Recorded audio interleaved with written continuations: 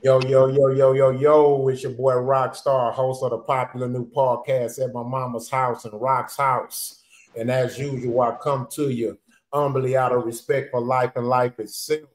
Please make sure you go to the channel right now for all my viewers. If you're watching, subscribe, like the comments, comment, share the link right now. ASAP, click the link now. You know what I'm talking about?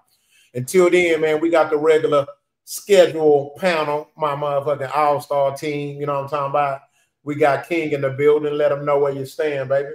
Hey, what's up, y'all? Y'all know what it is. It's King right here. Go check out Hewwood. You know what I mean? You did. We got Rich in the building. He's back, ready to attack. Talk to him. My boy in here, stay calm and fuck with a skinny nigga then. Oh my God. Let them know who you is, baby. You muted. My bad. What's happening, team? Quality in the highs. Quality in the highs. Yes. Trust, talk to him. What's up, world? It's your boy Trust the Gent.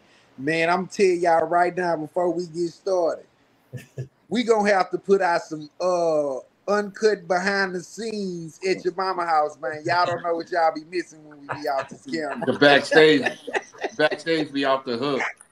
Off the hook, baby. He ain't lying.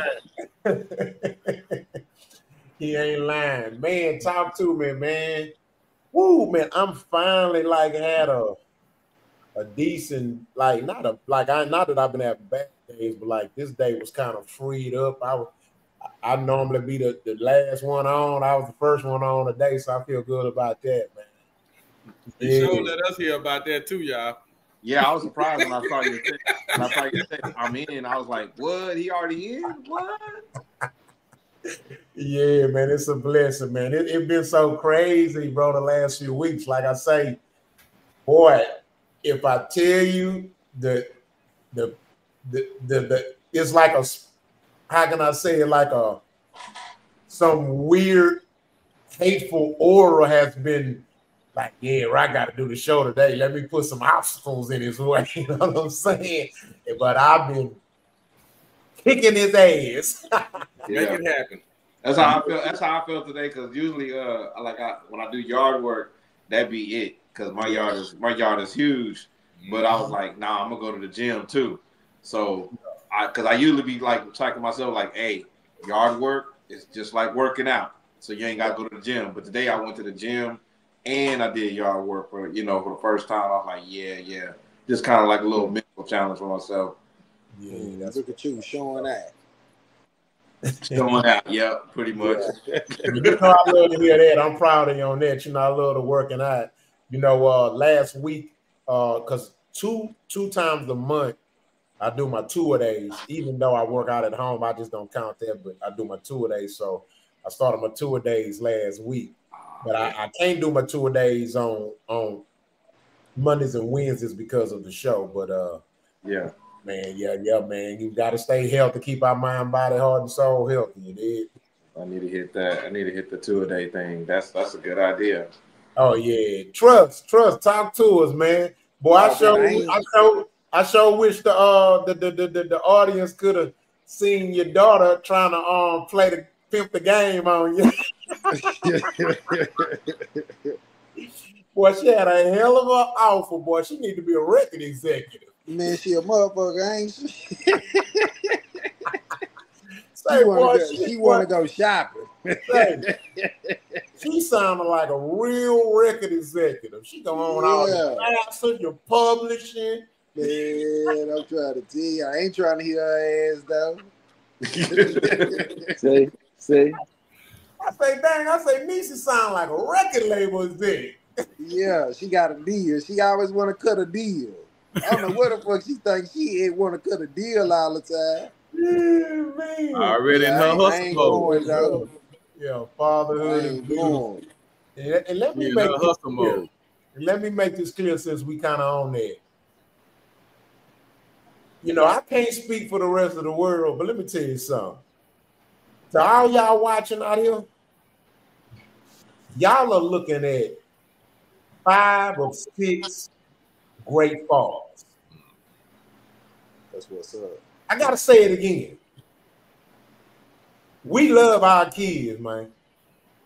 We love our kids. I just gotta say it. You know, for too long, bro, we've been just sitting back in the cut, and it's like, hey, yeah, if I get, shown love for being this cool. No, man, it's like, man, this a different era, bro.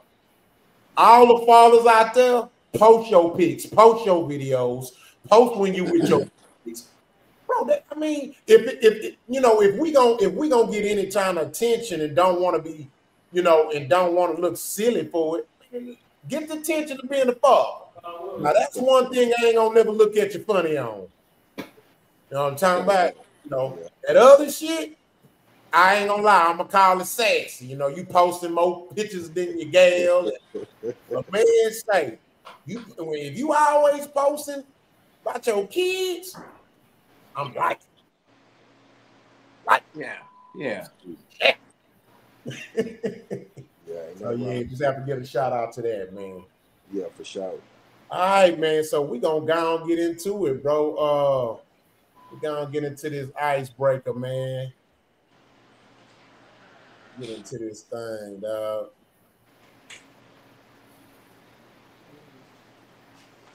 Man, what you calling it? They switched it up, man. All right, mute your mics.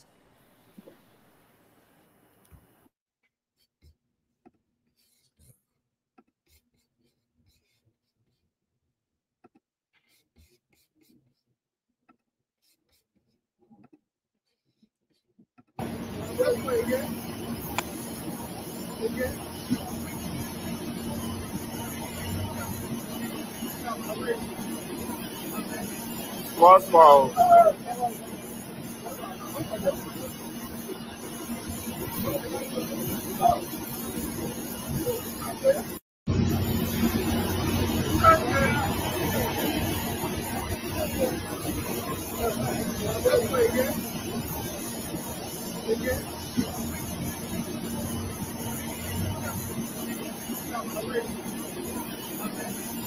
Small.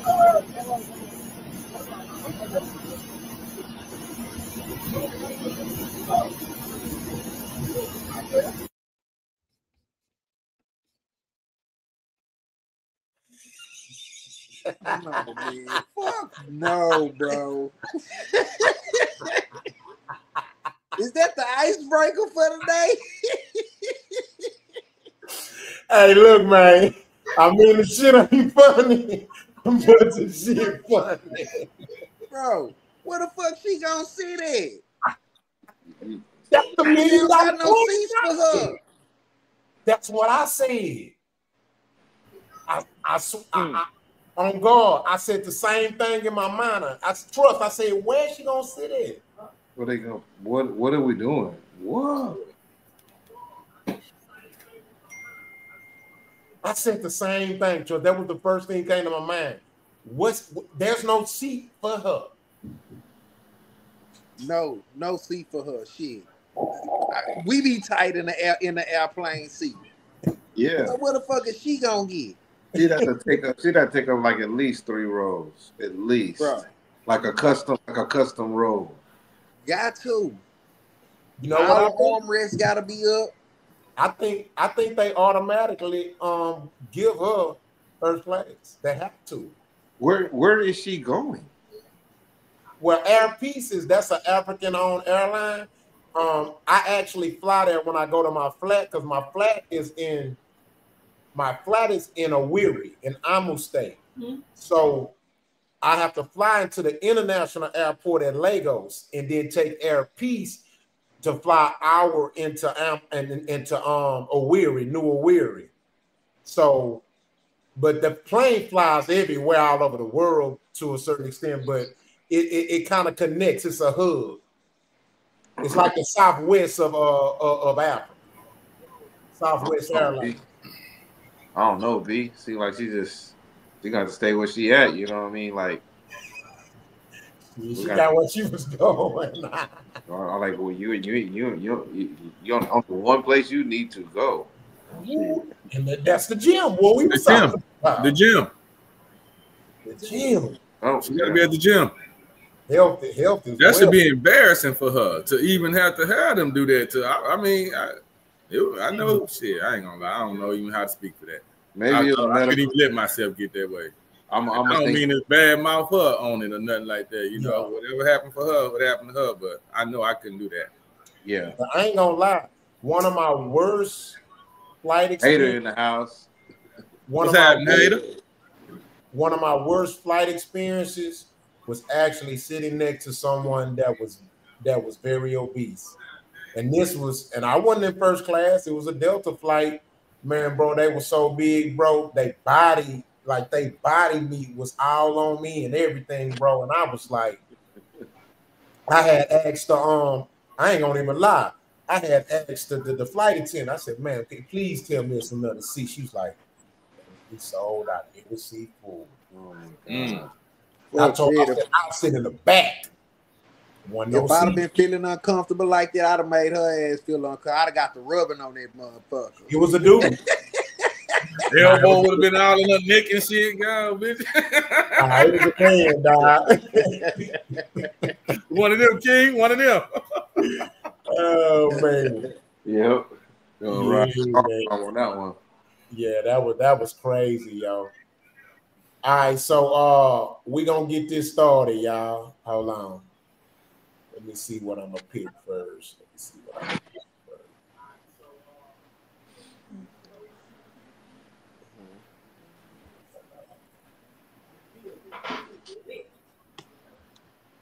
So I'm gonna get into this one, man. I think this is really interesting, man.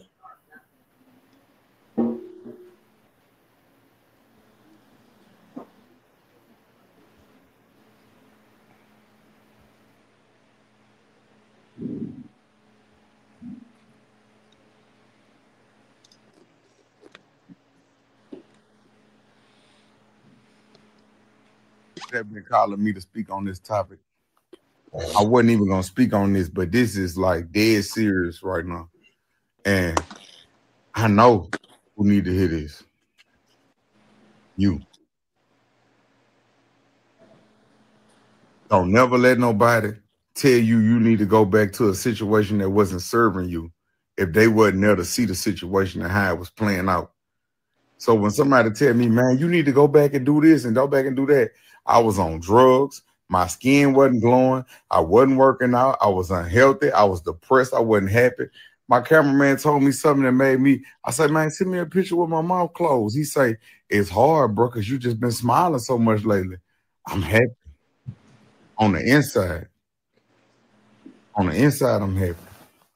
Because I'm close to God.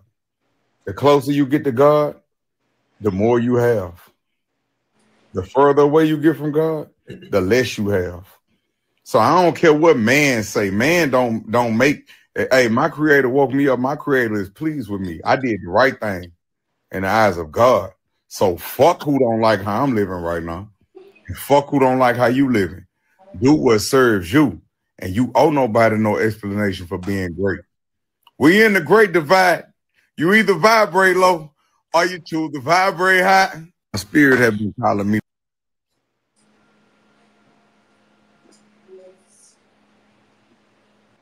Okay. Yeah. That's what's up. That's yeah. So yeah. I mean, what was he referring to though when he talking about going back? His wife. I think the wifey. The wife. Yeah, I think. No, he's talking about his wife. Yeah, I think the brand that he got, the brand that him and his wife made so strong. There's a lot of the population and fans that still can't see the separation of it. So I don't know. It's hard for me to take him seriously. I don't know how to take him seriously, but hey, let's quit bullshit. Fuck that. Let's quit that bullshit. Let's get to it. I'm sick of this motherfucker here, man. Yeah, I'm tired of this for real. Just the same nigga grab a battery cable and start a motherfucking car. Man, I'm tired of this motherfucking nigga. Then you parade this bitch around here that was a hoe to the whole industry and made her put a hijab on and make this bitch think she Muslim and you a saint. You divine, don't touch me. Now you sitting there want some pity talking about, I ain't going back. Nigga, you confused. That's what's going on. You got a bunch of money and you done got confused. And you know why I think you don't want to go back to the woman? I'm not caping or nothing for her. I just think you don't want that responsibility. She gonna make you be accountable because she knew you when you was broke. She knew you when you was coming up, when you had them fuck ass dreads, and she ain't gonna be able, you can't handle her like you can handle a new motherfucker with your power and money. You know, Drinker like, nigga, you know, he know that's his weakness, so you run from that. I'm a man, I know. I ran from most bitches that wanted me to be responsible. I'm going to where there ain't no responsibility. You understand? That's what it was when I was younger. But as you grow up, you know, we watching his life in real time. So we gonna see a lot of up, down, this way, that way. I want to be knowledgeable. I want to be this. I want to be that. My nigga, you confused. You a black man in America. You an Indian. The nigga had a feather for how long? Tell me he was a fucking Indian chief. How you a fucking Indian chief, nigga? Where your squaw at? You gotta have a squaw if you're Indian. You gotta have a squaw to be a chief. You gotta have a squaw. Let him cook. Let him cook. I'm just saying. That nigga that do too much shit, man. Think about this. He went punk LeBron James, he thought. He sat on the front row with his jewelry and this here. Now, come on, man. What are you gonna be? You gonna be a gangster? You're gonna be a pastor? You're gonna be a saint? You're gonna be the nigga who can start cars, a magician? I'm just saying, come on, man. People watching you. Stay one way. This the same man kicked the bitch in the chest for grabbing his leg. Not a nigga, a woman. You kick her on the titty, had to go to jail. You see what I'm trying to say? But you saying you so controlled. I'm Allah got me and this. Nigga, fuck you. You playing.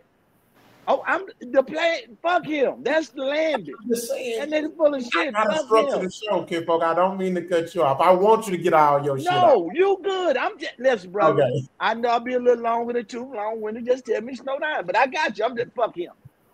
No disrespect. Love him. I'm talking about I'm a fan, but I'm just tired of him. He in that group of niggas with Kanye and the rest of them. I'm tired of them niggas, man. Gotcha. Ray J, just tired. Okay. Gotcha. Okay. So I'm gonna go after him. Here's my thought process on it. First of all, I 1,000 times 1,000% agree with Rich. Totally. You agree with Rich? I can't believe it. I can't either. It's right. It's gonna rain. Now, I 1,000% agree with Rich for some of the reasons, and I 1,000% agree with Rich for reasons other than that. Look, here's the deal, and I'm gonna speak on for personal experience as well to add to this as well as just general knowledge. Let me say this, and I'm gonna say this because it's true. First of all, I'm a married man, right? And even when I wasn't a married man, I was basically married anyway. I just wasn't married and I didn't sign the white man's contract. So with my child mama for over 20 years. We had our ups and downs. We even broke up, was together, whatever. Hell, I'm gonna be honest with you. My child's mom was so loyal to me that when we broke up, I was in a whole nother relationship and I still had the keys to the house. And I could come and go as I please. And the door was always open whenever I was gonna get it back. I said, "I'm mine, you're mine. When you're done, come home." So, and I'm speaking on that from the standpoint that any man that can't find a good woman, something wrong with him. Something wrong with him. You can't find one. If the loyal woman out here, you just got to find it. And all you need is that one, right? Doesn't mean it always going to work out. I get it. Shit happens. Sometimes differences can be so strong to where sometimes you might leave for the greater good of keeping the other person, making the other person happy. My point is this, bro. Based off his dynamics with his wife, who's an admitted and known bisexual woman, have admitted that they can play around. This woman been there since he was a teenager. A teenager. She has no outside kids. She is known to be, his people say that woman loyal. She never cared about trying to compete with him and getting attention from others like Steph Curry wife. She never tried to step into the limelight. You couldn't even follow her on her page at one point. You had to request to be friends with her. How good of a woman do you need, Kevin Gates, to put up with your shit, nigga? And then you go and wife a hoe in front of the world. You embarrass her and your kids. And then you want to turn around and show a lack of accountability by blaming your mistakes on everybody but you. And then you want to hide behind God, nigga. That's a sucker move. Then you want to hide behind God to justify. Look here, playboy. You got real niggas out here that can read between the lines, homie. And I love your music. I've been a fan of you since my daughter hit me on to you on your second mixtape, partner. I've been a fan, still a fan. But at the end of the day, right is wrong is wrong. And I'm going to tell you something, kinfolk. You playing a dangerous game, homeboy. You playing a dangerous game because, man, one thing I know, when God put a person in your life that good as Drika been to him, some women are hard to replace too. And I agree with Rich. I think he didn't let that fame and that power get to his head. And I'm going to say something else. I am the last one to be quick to question sexuality. But I'm going to say this. You want to know what made me question him for the first time ever in my life, being a fan of him, was when he said that he wasn't happy. Ain't that some feminine shit? That's why most women leave a relationship, because I'm not happy. See, that's it. You let a motherfucker talk long enough, they won't tell on themselves, y'all. You gotta listen sometimes. Okay, but did Drika cheat on him? No, she said she didn't. He said, but listen, let me say this. We don't know if now let me say this. He said he didn't cheat on me. He said y'all thought I was said that. He said I didn't mean that. He broke it down. So I'm gonna go off this word. I'm gonna say this too, though. On the flip side, even if he's not happy with her, the point you made was valid about can you find somebody? Because you just had a chick. We're not even talking about Drika. You just said you were going to marry this chick you've been parading around, Brittany. Yeah. So that was the point I'm talking about. Drika might not even want his ass back. So why are we talking about her? You see what I'm saying? He probably saying that to get a conversation. I really don't think she want him. I think No. See, Rich, you're making up shit. We can't make up shit. No. I'm saying what she said she wanted. She said she wanted bullshit. Excuse me. No, she said she wanted it. Get back though. I didn't say nothing. I'm just saying, do she want it? We assuming that he could go back to. That love don't have nothing to do with wanting. You know what I'm saying? You could love a motherfucker and be happy they left. Yeah, but you know what I'm saying? All right. I'm just saying, I'm not knocking it. I'm just saying that. What I know, bro. I don't like adding questionables. We don't know that. I'm only going off. Listen, my thoughts was based on what's fact. She has shown, and her actions have shown that she's been loyal to this dude overall in general. When we start speaking and going, oh, well, she don't want him, you don't know she don't want him. I'm saying she's not when I see her interviews and they asked her about her, she said, I'm happy. I'm not worried about Kevin. We still got kids. I still run the farm. She said, Kevin is Kevin. And what I'm saying what I'm saying is, let me ask a question here. She give me no, that's how good like, she is. I she won't even talk down on him in public. That's a good woman.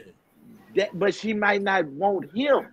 See, he didn't probably burn her enough to where she's like, I'm cool on it. Because we assume we could go back. He probably burnt that bridge to where he can't go back. That's why he telling the people, I'm not assuming I'm he can happy. go back. I'm just talking about in general the fact that my whole thoughts was based on the interview, bro, on the clip. I don't want to dig into that, bro. We don't know the intricacies of it. That's what my question has to address, though. The video clip. I got a question, y'all.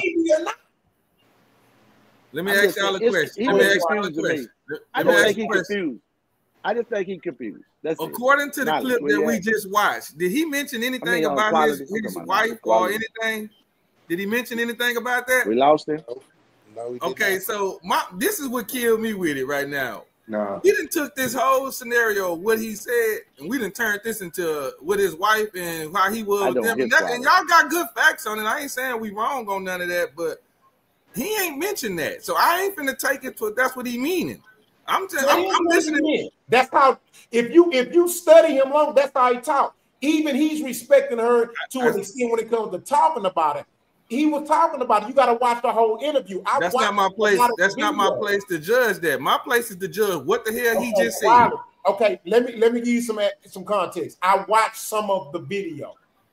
I watched some interviews where he talked about her. So he is talking about his wife. I'm saying because you haven't seen other videos where he didn't had interviews and talked about her. So he has. That's all I'm saying. He has. He's talking about her. He's not with his wife. That's why he ended up remarrying somebody. Now they're not divorced. But now that's the wife he might be talking about. Let me speak on what he said, though. He's talking about Trinkle. Let me speak on what he said. Let me speak on what he said. Y'all gotta trust your boy.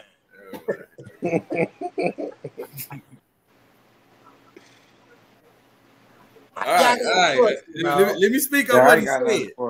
I got something. Let me speak on what he said. What he said to me was that he ain't worried about what nobody else thinking and all that. And I'm going off of what he said. That little short, little brief, little thing that I got, I'm going off of that right there because that's what we showed. So for anybody else that may not know his history or anything like that, that's all they judging him off of, that little brief little deal right there.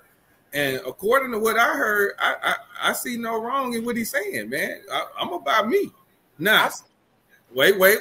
I'm about me. I ain't worried about what the next motherfucker got to think and how I should do and what if I'm happy in what I'm doing, that's what the fuck I'm going to do. Now, when it comes to what else he got going on, I understand what you're saying, Rock. That video got more content to it, so maybe he is speaking on some other stuff. And that ain't for me to decipher either. That's his personal demons, whatever the fuck he got going on. He know what he fucked up at. That's probably why he out here exposing it, like y'all say. Well, we're a broadcast, so a lot of shit we talk about in our business, but we got to talk about it. well, meaning as in, I'm speaking on what he said. I ain't speaking on his wife and stuff like that. That ain't what we're addressing right now. I'm addressing that little brief, what we saw. Yeah. Okay, so you're absolutely right. I'm gonna say this. Here's my issue. Here's my thoughts, right? And I'm gonna let you go to King. Kinfolk. When these chicks be on some bullshit, I'm gonna fucking call it out.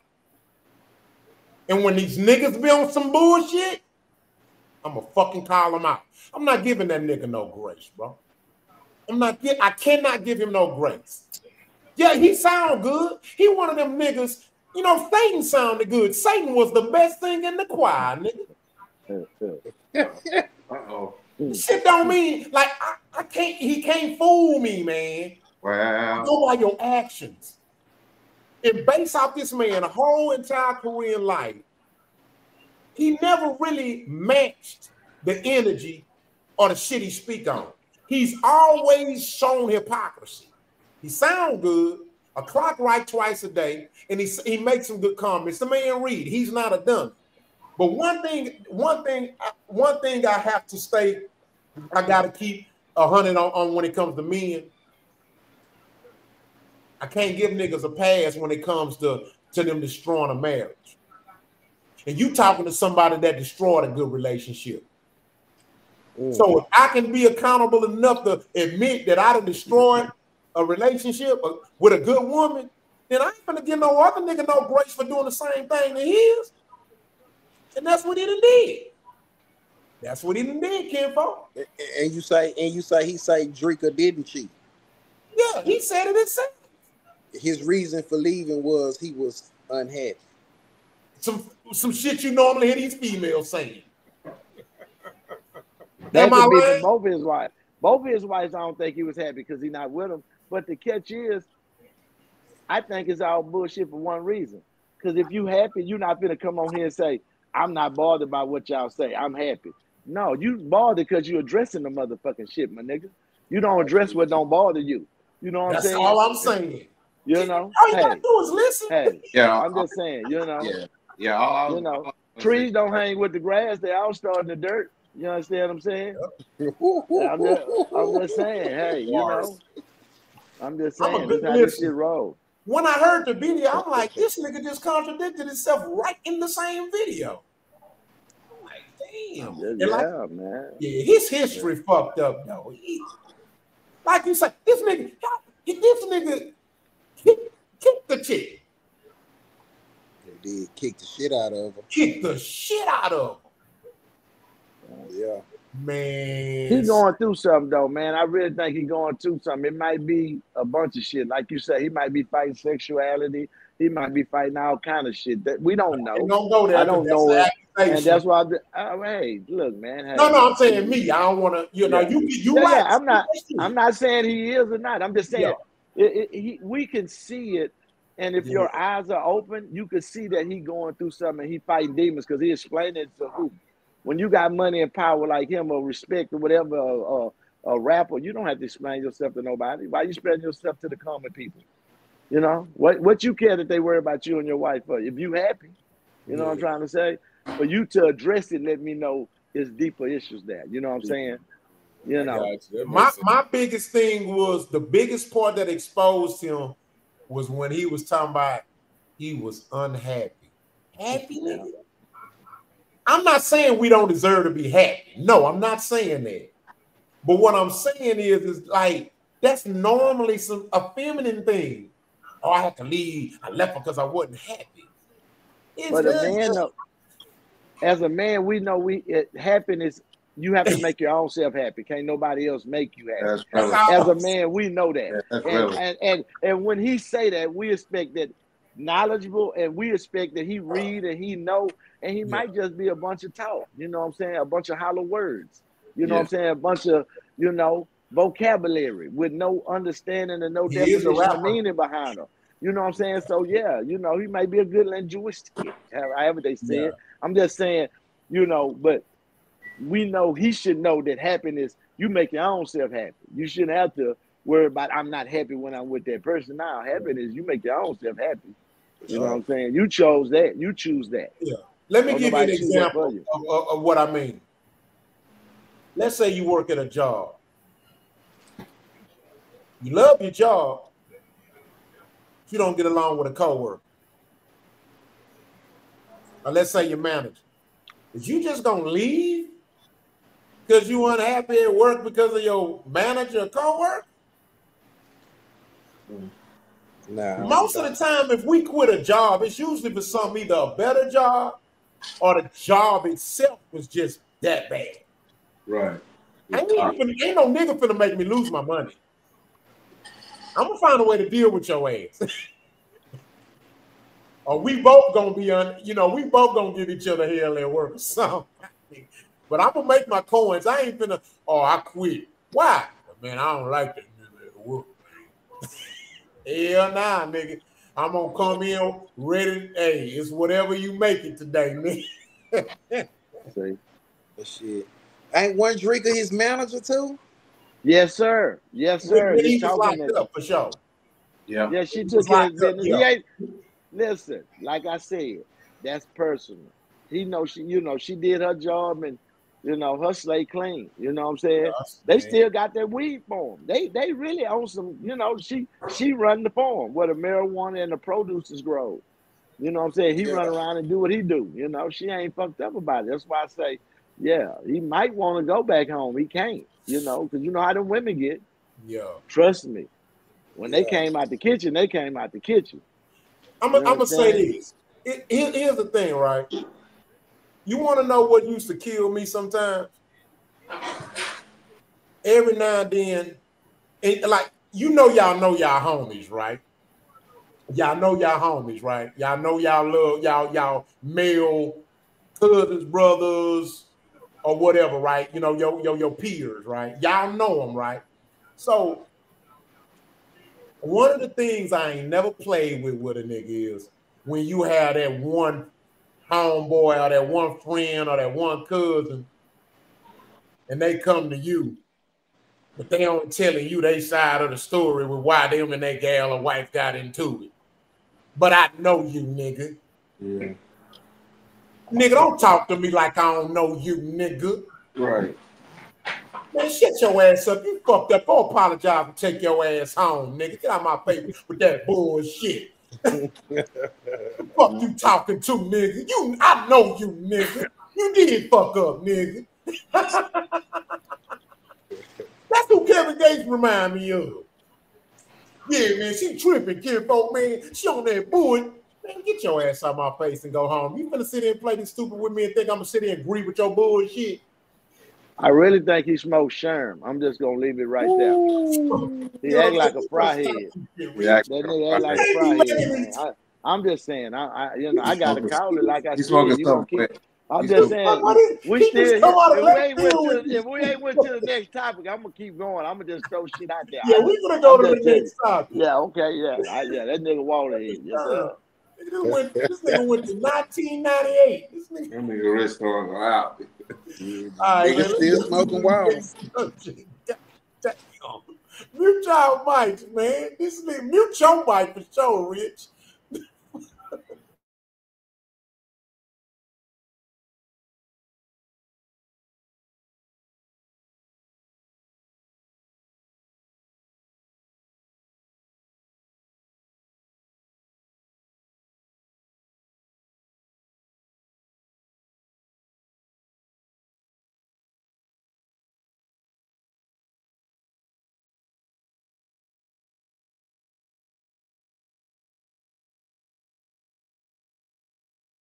OG, right?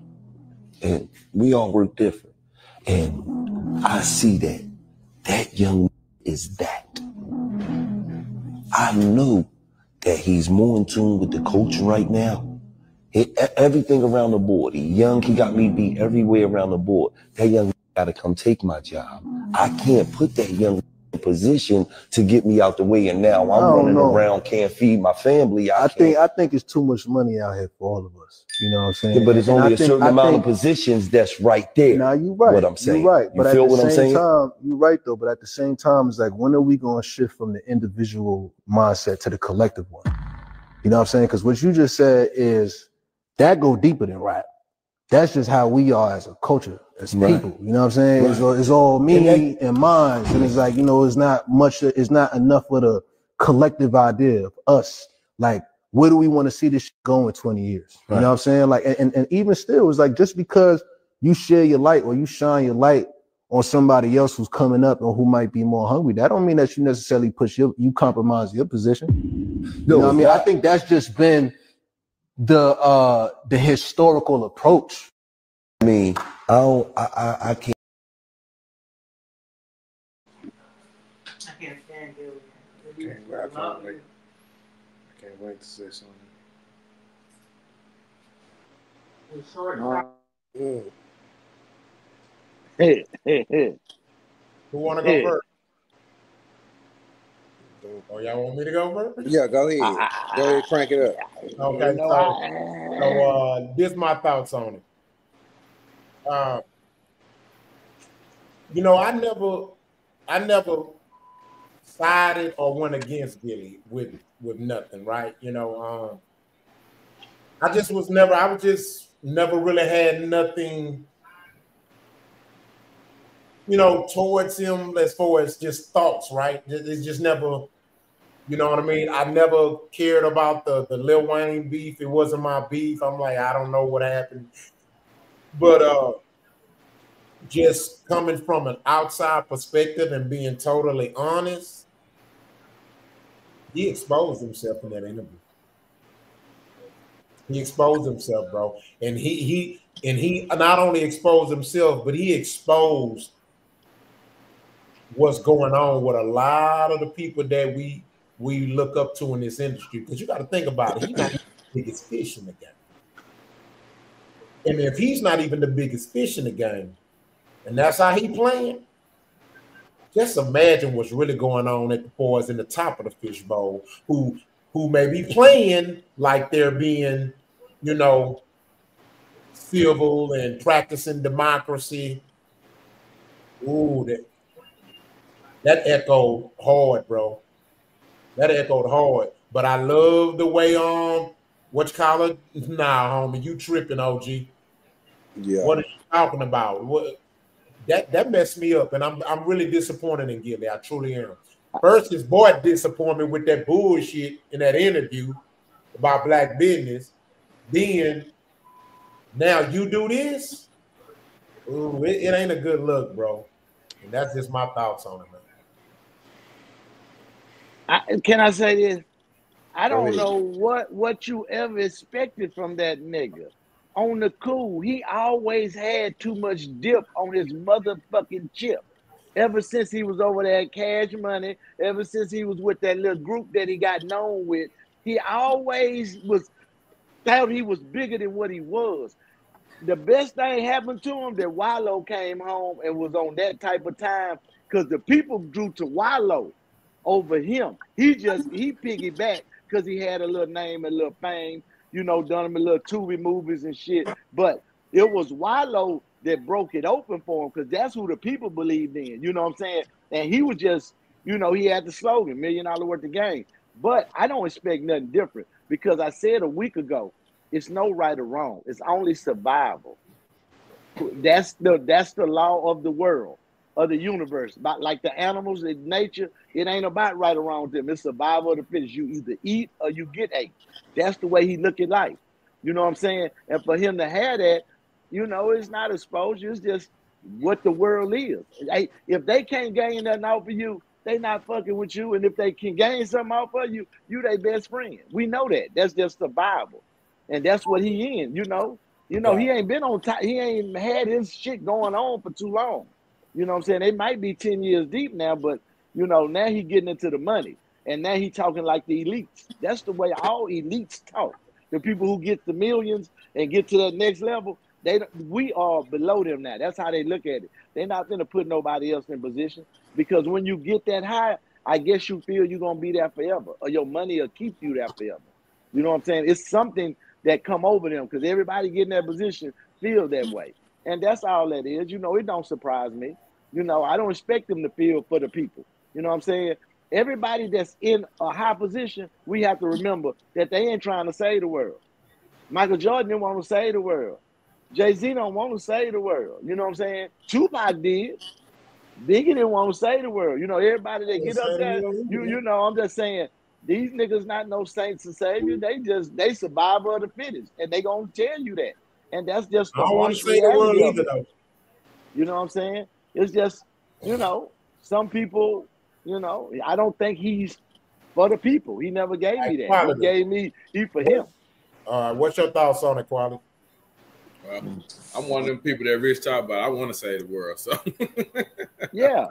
Okay, but that speaks to his point. You got some people that do care, and then you got some that don't. No. Hold on, Quality. Now you can't compare the two. Now you can care and not want to save the world. I want to save somebody, but I don't want to save the world. Well, I'm not speaking about what you care about. I'm speaking about to save the world. Boy, you don't care about saving the world, so I get it. Yeah, I get it. I understand that, and I do. So that's it. It's just a difference of people. That doesn't make you wrong and me right. That don't make me. It's just how you are. And some people patience wears thin. It wears thin. I ain't got time for this shit no more. So I can totally understand why you feel the way you feel. So I don't feel that way. That's just the way of the world to me. I mean, look, Jesus. Look how they thank Jesus. Look where we at. Look, now, you know, every time you speak on Jesus, you always say, look how they thank Malcolm X. Where we at? No, I ain't dying for these motherfuckers. Fuck that shit. Yeah, I understand. I understand. But I agree a lot with Rich, man. I just I think Hater made a good point in the comments too, where he said, where he at? People only like it when you're okay getting big, but you can't get bigger than them. He said something like that. I can't find the comment on here, but that's a good point that he made. You know, it speaks volumes right there. But that's my opinion on it. Yeah, I totally agree with you, Quality. I totally agree. Frust. I totally disagree with where Gillie coming from. You know, I understand it. You know what I'm saying? Because I know some people had that mind frame, like, you know what I'm saying? I can't let you get it because it's gonna take from me. You know, I don't look at it like that because I don't think I feel like that's small thinking because I think in abundance. You know what I'm saying? Just cause my boy down the street eating, that don't stop me from eating. You know what I'm saying?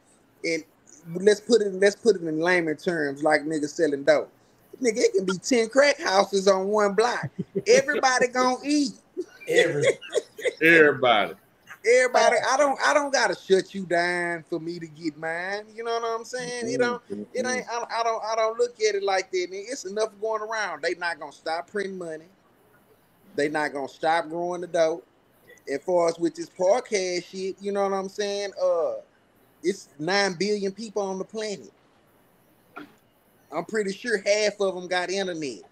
So we'll say that's 4.5 billion people who can log in and listen to your shit. You see what I'm saying? As far as that rap shit go, the same thing. So I'm not gonna, if I see you, I fuck with you, you know what I'm saying? I'm not gonna not put you in position because I feel like you gonna take my shine. I feel like you kind of down bad on it. You know what I'm saying? I get it, but I can't respect it.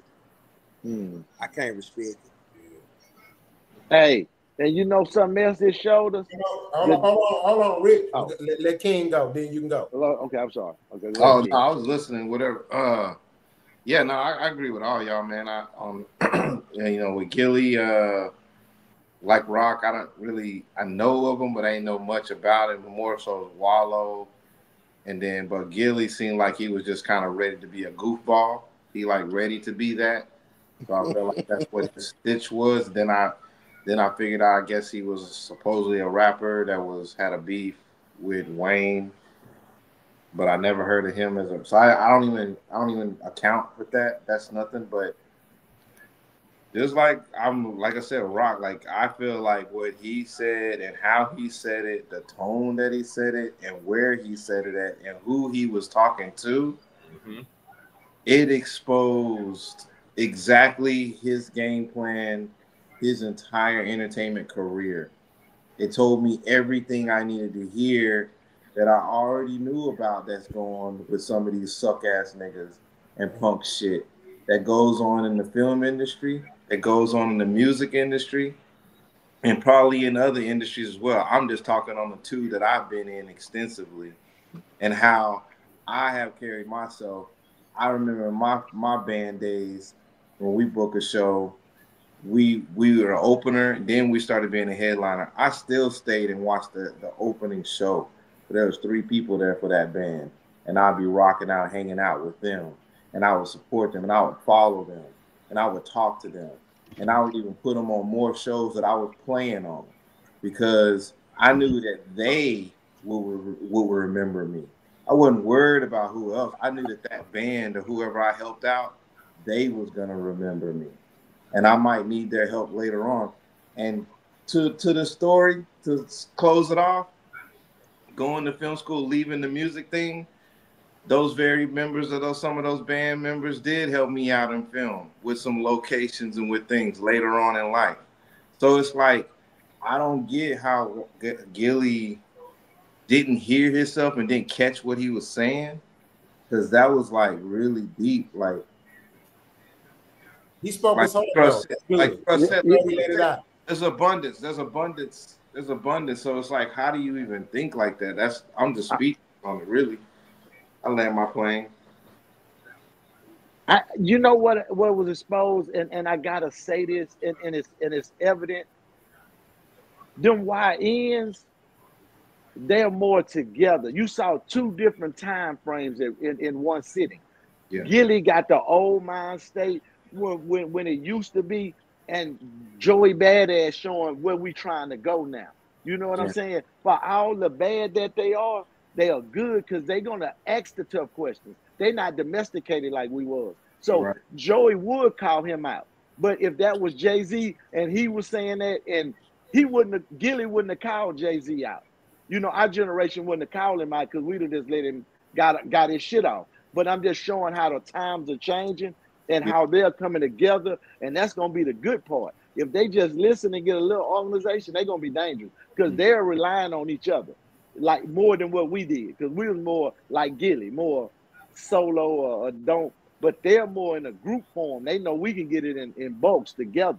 So that's a good thing to see because they are moving forward. That's their mind state, and if they keep that, they're gonna be all right, man. You know, for all the bad shit we say about them, if they stay together and stay, you know, even though it's bullshit, and they stay on it, they're gonna be all right. Because that was G for him to call that dude out like that. You know what I'm saying? That was G. This is what I want to say before we go to the next topic.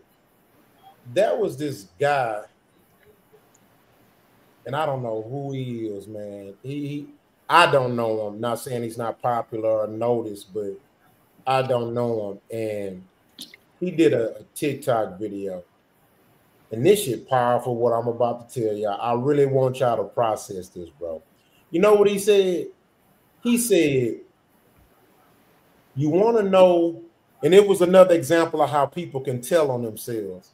He said, you want to know how I know that this industry is demonic and they hire blacks as gatekeepers? And he said, you ever notice that when someone, a black artist, no matter what it is, whether it's social media, music, whatever it is, doing their thing and growing their fan base, he say, you want to know what's the first thing that people that have already made it tell them? Guess what he tell? Guess what they tell them? Hey, I've been seeing you. I've been watching you do your thing, boy. Keep doing it, boy. I knew you was gonna blow. Yeah, man. I saw you the whole time. And he said, you know what? He said, do you not realize how fucked up that is? He said, well, if you've been seeing me, why you didn't come try to get me? Why you didn't let me know you see me? Why didn't you tell me something? Why didn't you say, hey, you talented, man, hey, do this. Even if you don't want to sign me, donate some advice. You watching me, you follow me. He was saying it be famous people that see you and like you, they won't even like your shit. They'll laugh at you and keep going. They won't do nothing. But soon as you get into the doors that they in, the first thing they tell you when they see you, boy, I was watching you, I was seeing you, boy. And he said that blew his mind. He said that's how he knew this shit demonic and they got gatekeepers. He said because if it was really real, they wouldn't wait till you get in the doors that the white man who hired them to gatekeep let them in, they wouldn't be saying that. And I said, that blew my mind. That fucked me up, bro. That blew my mind. And that's how I want to end that, man. Ain't that crazy? I've been watching you. I've been seeing you. Nigga, you $1 million nigga. That's all you did? You But I ain't fucking with you though. I knew then. I said, this shit rigged. It's rigged. We shouldn't expect them to fuck with us though. I mean, I know I'm just saying, but it's just, something to talk about. Yeah. You know, that's the reason why I don't have to care about it. Yeah. But you know what, though? I'm going to say this. Let me show you how fucked up we are as a people. The fact that we've accepted the fact that we shouldn't expect shit from our people, that's how fucked up we is. Because guess what? Yes. Hector and Garcia, they expect you. Billy and Bob, they expect you. Them Arabs, them Indians, they expect you. That's how fucked up we are. We've accepted to where, you know, and it's like Rich is right. But I'm just saying that's how fucked up we are. We have accepted the fact that we have to accept not to expect shit from a nigga. I'll tell you that comment that Hater said. He said, blacks, we compete with each other. That's the fucked up part about it. We compete with each other. Every other race, they help. They build each other. They make each other better. We compete. I gotta be better than you. I don't get it. That's why I say it's hard, man. It's hard for me. It's hard, man. Big Yogi, big Yogi. Big Yogi. Yogi. All right, we're gonna go to the next topic. Mute your mics. Make sure you like and subscribe. Oh yeah, appreciate that. Let them know again, baby. Make sure you like and subscribe and hit that notification bell so you can see all the shows at my mama's house. All right, here we go.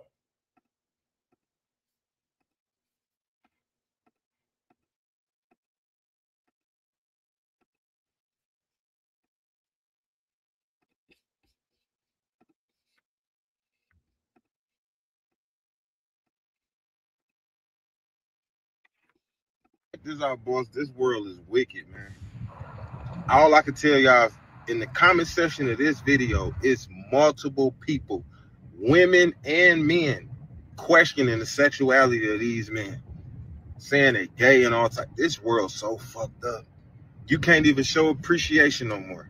I want y'all to watch this video and tell me what y'all think. Honest opinion. You ain't gotta agree with me, but what you think. Hey man, look. I bought my partner some flowers. Let me tell y'all why. For one, I love him dearly. He's a good dude. He's a great dude. And the second reason I bought him flowers, I can remember I was going through a rough time. Smoking drugs, snorting drugs, all that. One day, Johnny hit me up. He said, hey, Brian, what you got going on? And I texted him back. I was serious. I said, man, none slipping back into my old way. Because I'll be clean for a minute, high for a minute, clean for a minute. And he texted me back and said, nah, bro, you too good for that. But I kept on doing what I was doing, but when I got well, that conversation always played back to me. So when I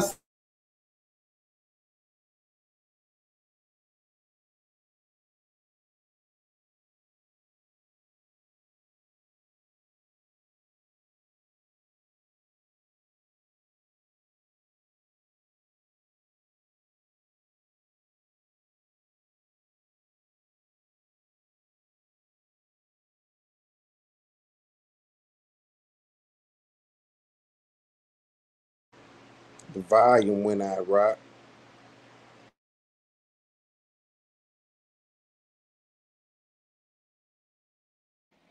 He don't need no more volume. We done seen enough. Yeah, we know what that is. We've seen it. Yeah, you don't need no more. You don't need no more goddamn volume on that. Listen. Don't play with me no more. Listen, man. Listen. Now you muted, Rock. You muted. Yeah, he need to be muted. He needs to be. I'm talking about Rock, man. No, he do. He need to be. Yeah, man. He need to be I'm gonna muted. decide who's gonna go in order this time. For viewers' sake, we're gonna let Richie go first. Okay, there it is. All right, then. Listen. Don't be long-winded, nigga. No. I didn't want that. Listen, man. A man is not supposed to bring another man flowers. Grandpa didn't do it. His daddy before that didn't do it. I ain't doing it. You understand what I'm saying? Don't do no activity with me that you would do with a female. You understand what I'm saying? I understand all that. We trying to progress and bro, look, hey, some shit just gay and ain't right. I'm just being honest. That's just what it is.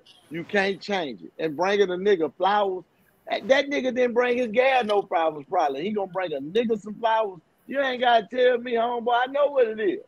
Yeah. When you called him and you was dying, you was hoping, yeah, you on some other shit. Now the other nigga don't know it yet, but he know now that he got some flowers. Yeah. I bet you they had some wrong conversations. Yeah, man, that ain't right, man. Come on. Another man some flowers? Come on, man. We don't do that, dog. That ain't nothing what men do. You don't give another man no flowers. I'm sorry. I can't give my goddamn grandpa, my daddy, no flowers. What the fuck you doing? Give me some flowers, nigga. You know, I'm being honest, right? If y'all think that shit cool, go take your daddy some flowers. See what he say. He gonna look at your ass crazy, motherfucker. This for your mama? My grandpa would have pulled a gun on me. I ain't lying. I ain't lying. And Rock, you know, you bring one of them niggas some flowers if you want to. Try it. Try it. Play if you want. All right, play if you want. I'm just saying, I grew up in that era. You understand? And y'all gotta forgive me. I wasn't a car rider. I rode the bus. You understand? I'm different. You know what I'm saying? Them car ride niggas different from us bus ride niggas. You understand what I'm saying? You know, I'm cutting a little different. So hell no, you ain't even bring me no goddamn flowers. That nigga must roll the car to school. He didn't ride the bus. Nah, you shit. Nah. yeah. All right, so King, we're gonna let you go second. Go, King. Oh shit, man, dude, I'm like lost. I'm sitting here tripping on Rich right now. Go to somebody else. Go to somebody else. All right, Trust. What's your thoughts? Man, you know, I'm not gonna question the young brother's sexuality, but nigga, don't bring me no motherfucking flowers. Drink a beer with me. Drink a beer with me. Take me out for a steak. Let's kick it with anything. Don't bring me no flowers. That's just you just don't. Some shit you just don't do. Yeah. You just don't do. That's something we don't even got to speak about. You know damn well, nigga, don't bring me no flowers. Man, especially I can't smoke looking at it like you really trying to play me. Like, nigga, is this a joke? Yeah, he out of line, and then for Buddy to come on there telling my people the money for questioning the bullshit. I don't know how you could. Like, what are you talking about, nigga? He brought him flowers. What you don't see? Man, this shit funny little motherfucker, dog. It's fucked up. Quality, talk to me, man. Say, I want y'all to pay attention to the one key factor that everybody up here said. Every last one of them said, "Don't bring me no flowers." That's just not the way to show your gratitude. It's not the way to another man. That is. It's not the way. Now, I'm with Trust 100%. I'm not gonna question his sexuality. I think the man had the right meaning for what he was trying to do. I just think he took about it the very, very wrong approach. Do not, and I'm 100% with y'all. And Rock, you also said it 100%. You bring a motherfucking father, my daddy, some flowers. If you just try that shit. I promise you, try that shit if you want to. This man will cuss your ass out all the way. And I don't give a fuck what he done for you. I don't care. He not gonna care. Don't bring me no fucking. It's like you say, man. Drink a beer, smoke some, whatever. Don't bring no fucking flowers. What the fuck this is, man? Let's just call it for what it is. Let's just call it for what it is. He took the damn phrase literally.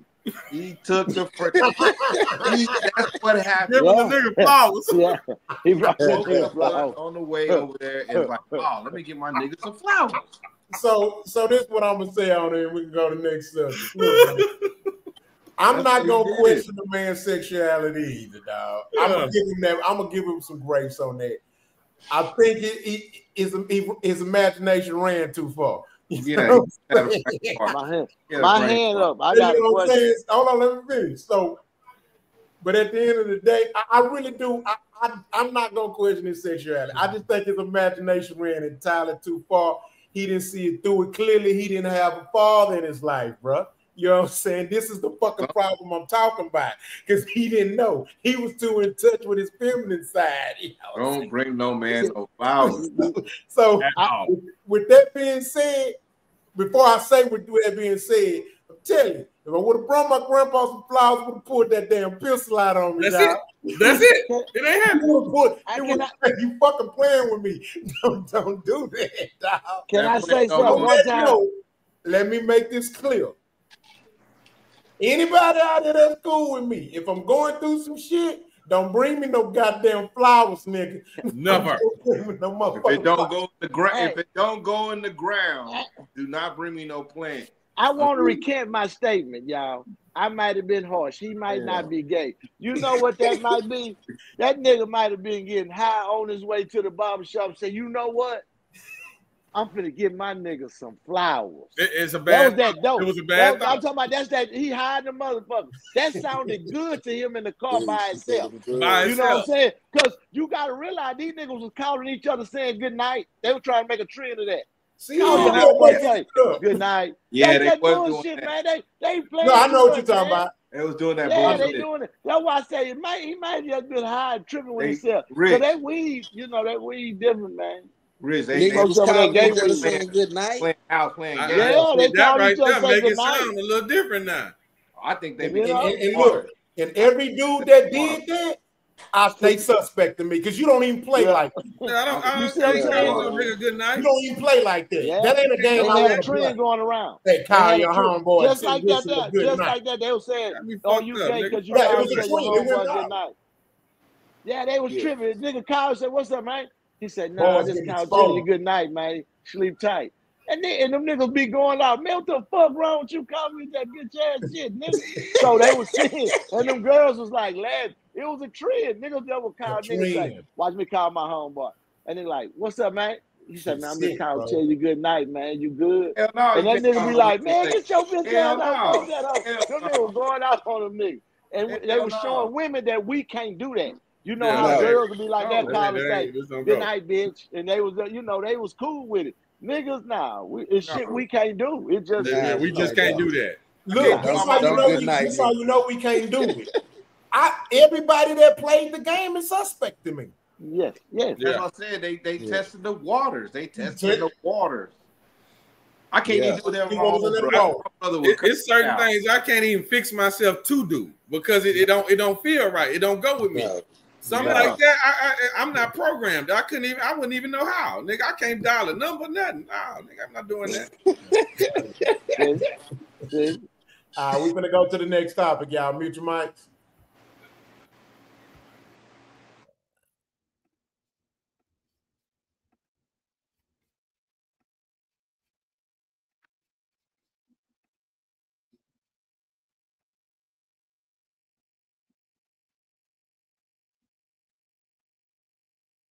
I don't look at it like that because I don't got no father.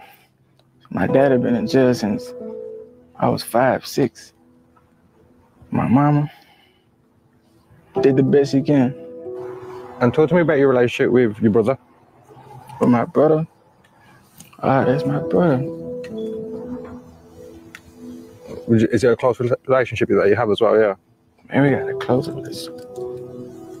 He more like a father, but a brother at the same time. See, I never had a father. That's why I respect him the way I do. I guess, B-Way, how does it feel as well? I guess he's potentially the biggest rap star in the world. That must be a surreal feeling for you as well. It's motivation. Especially knowing where we come from. Has he given you much advice as well on your music and how to steer your career? He always remind me that I'm the sickest. That basically means like I go hard, like I'm that thing. I don't look at it like that because I don't got no fault.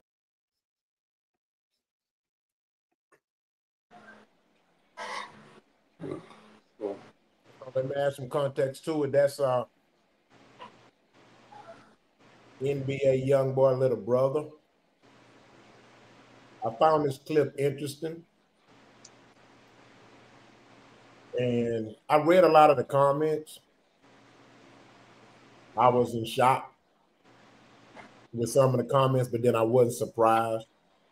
But I know it's probably because of just my take on things and my view. But basically, this is one of them conversations where, you know what I mean, you just tell me what's your thoughts in it as a general, as far as a whole, period. I mean, whatever you want to say from this video, you tell me your thoughts. What's your perspective, what you get in general, whatever. Who want to go? You know what, let me go. Trust, go first. The Louisiana education system is fucked up. I second that. Church.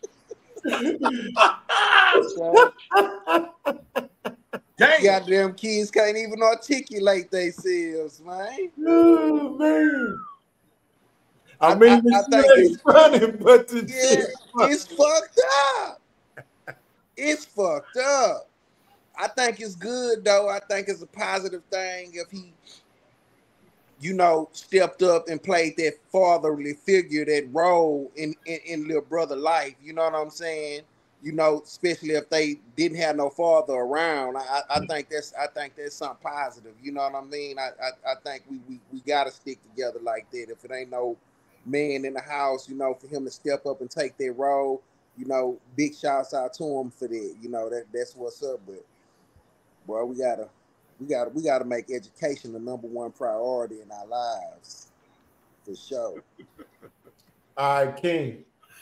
What's your thoughts? Remember, this is just whatever your individual thoughts is. You can respond, but just know you can put it together, separate it, whatever. Go ahead. Yeah, I'm like, yo, wow. He said he didn't know his father. They didn't know his father. Their daddy been locked up since he was 6. Yeah, I don't know, Trust. I don't think NBA could come in and no father. I think dude gone. Like, man, wow. Like, I don't. That's beyond scared straight. That's. I don't even know. That's like I guess like the living dead, man. Like walking zombie. Like, what are we doing? Waiting, ticking time bomb, waiting on something to happen. But they keep doing this. I guess this is supposed to be what the next rapper that's coming up. They trying to groom him to be the next rapper, and I don't even see him able to form a sentence to talk to somebody. He can't even talk to somebody like right now, just regular. So I don't know, man. This is crazy. This is crazy. I hope it ain't just Louisiana. I hope it ain't. I mean, I don't know. God damn. All right, so I'm gonna go third. I don't want to keep going first or last. We're gonna let Rich go last on this. We're gonna let him take it out. So after me, then Quality. That's cool. Cool. So it's a few things that I want to speak on when it comes to this. First, I agree with King and Trust. It's no secret. The Louisiana education system is trash. Let's get that.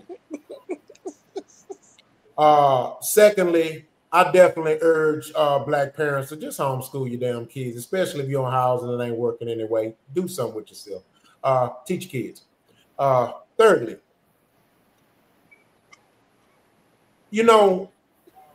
one of the things that I learned in life from a militant state of mind is this.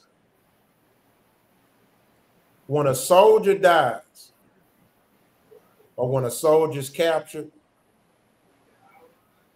you want to know how you represent them? You keep fighting. You keep fighting.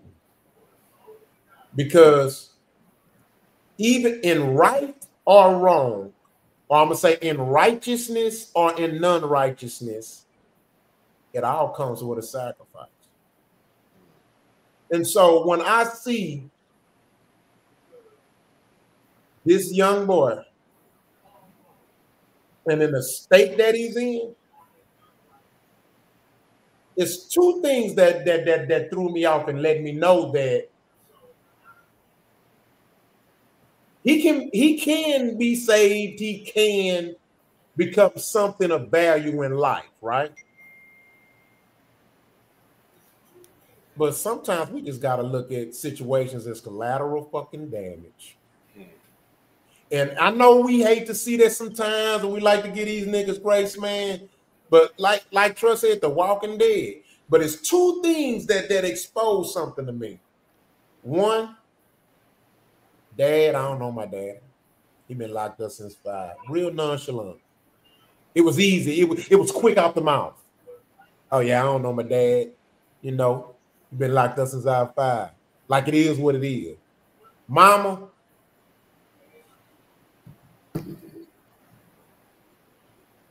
thought process.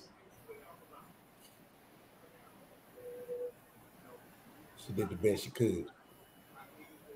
She ain't did more than what your fucking daddy did, nigga. Yep. Not a fucking thing. You ain't did no more than what your fucking daddy did. Your daddy probably locked up for trying to put food on y'all motherfucking table. It might not have been the right way, but it's so easy to throw him away, though. Yeah, shit, I don't know, my daddy been locked up since. That's all they hit, my nigga. Damn. Have you visited him? Have you talked to him?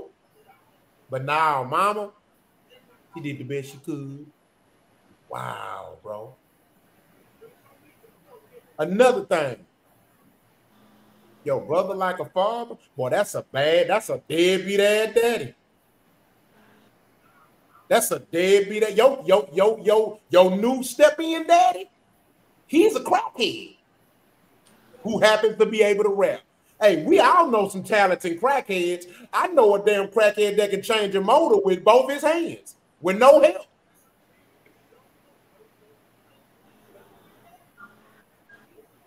Bro, I'm going to be honest with you, dog. Sometimes we just got to accept losses, bro. Collateral damage, dog. We are in a war, bro. Black people are in a war. A psychological war, a spiritual war, a mental war. We in every war except for a physical one, bro. You get collateral damage, man. The soldier died. We got to keep fighting. That's how we represent. We got to look at the bigger picture, bro. Damn, dog. And it hurts to say that, dog. Yeah. I hate to say this, Kimbo. I'm trying to, here's the thing. There's somebody out there for him. All I'm saying is that I'm not sacrificing my time for that kind. You want to know who I'm sacrificing my time? You know who I'm trying to save? I'm trying to save the kid that was adopted. Daddy did. Mama was on drugs, gave him up for adoption, but he made it to college. That's who I want to save. I want to save that young high school kid who had to wear, who only had 2 pair of shoes, and he got laughed at because everybody else had Jordans, but he's smart though. Yeah. He want to be something. He don't want to be in this situation. That's who I want to save. I don't want to save the nigga that's selling crack at 15 because working a 9 to 5 ain't enough for him. That ain't cool. Because the rappers done fucked his head up. I want to say the young man that's working at that Jack in the Box and he ain't dropped out yet. Yep. That's all I'm saying. We can save it we want, I get it. But I ain't trying to save these niggas no more. I'm saving a certain particular demographic. I ain't trying to save these hoes. We know you can't save them hoes. There's 100 songs about it. The hoes will let you know you can't save them. I had a hoe say, you can't save me, nickel. When a hoe tell you can't save them, you can't be these motherfuckers heroes. I want to save that girl that got a kid or 2, but she don't do drugs and she working and family down. That's just me, but it's hard. It's hard to see, Ken Folk, and that's my thoughts on it. Yo, go Quality. Let me see. Yeah, I agree. It's a certain level to it where I think I'm like with him. I ain't gonna say he lost. I just think that somebody got to reach him, and I think that about everybody. So once again, that's just the difference in people, and I get it, man. Certain people gonna have their thoughts on everything, but I just see it as it's gonna take a lot, but you can still reach that young man. But first things first, it's what y'all said. He can't even articulate a sentence, and I couldn't understand nothing he said. So as the goddamn gone bigger brother or somebody, that's the first thing we finna attack. Nigga, you got to talk. And talk with some fucking confidence. Like, he mumbling and I don't even know what the fuck you saying. Nigga, talk with your fucking chest. Nigga, open your fucking mouth. Like, so that's one of the things right there that I'm gonna start with when I do try to teach him. I gotta start there. Nigga, you got to say something. I'm gonna pull that blicky. I can't, yeah. I can't take you nowhere or even get you to understand nothing if you can't even be heard. You got to be heard. So therefore, you got to know how to say. You got to know how to open your mouth. You got to know what you do. I've been in that situation, man. My father was left us early, and as a bigger brother, I had to play a role as a father. I did the best I could. I was a young man, goddamn self. So what the hell I'm gonna try to teach another young man other than, man, look, this is the best way I know how to be a man.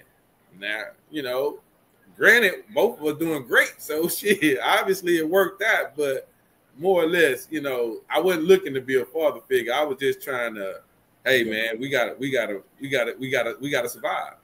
That's what this is about. We gotta survive. And as a man, you got to know how to be a man. Therefore, you got to talk like one. So that's where we would start at for me with him.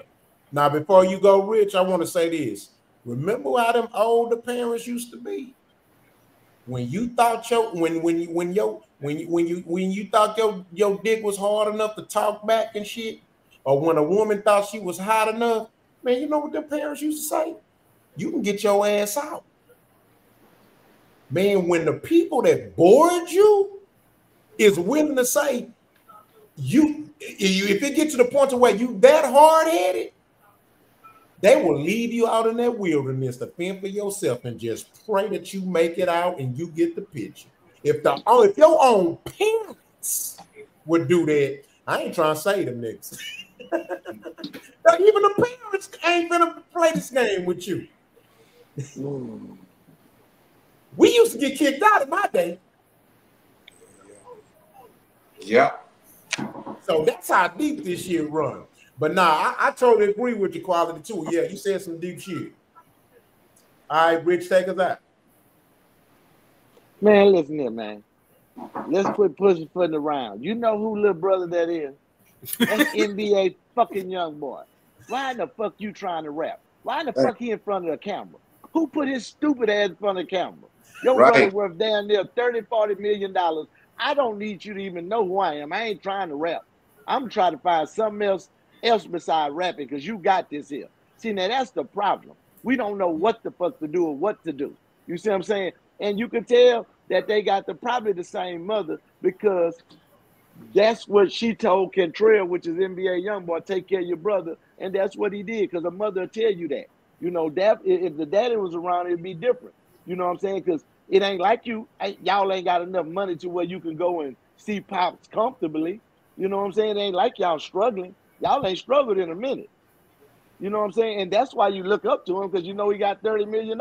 Because if he was a bum, trash ass nigga running around Baton Rouge doing shit, you wouldn't look up to that nigga. You'll be like, man, fuck my brother. Yeah. You'll be like that. Only reason you saying that because that nigga is who he is.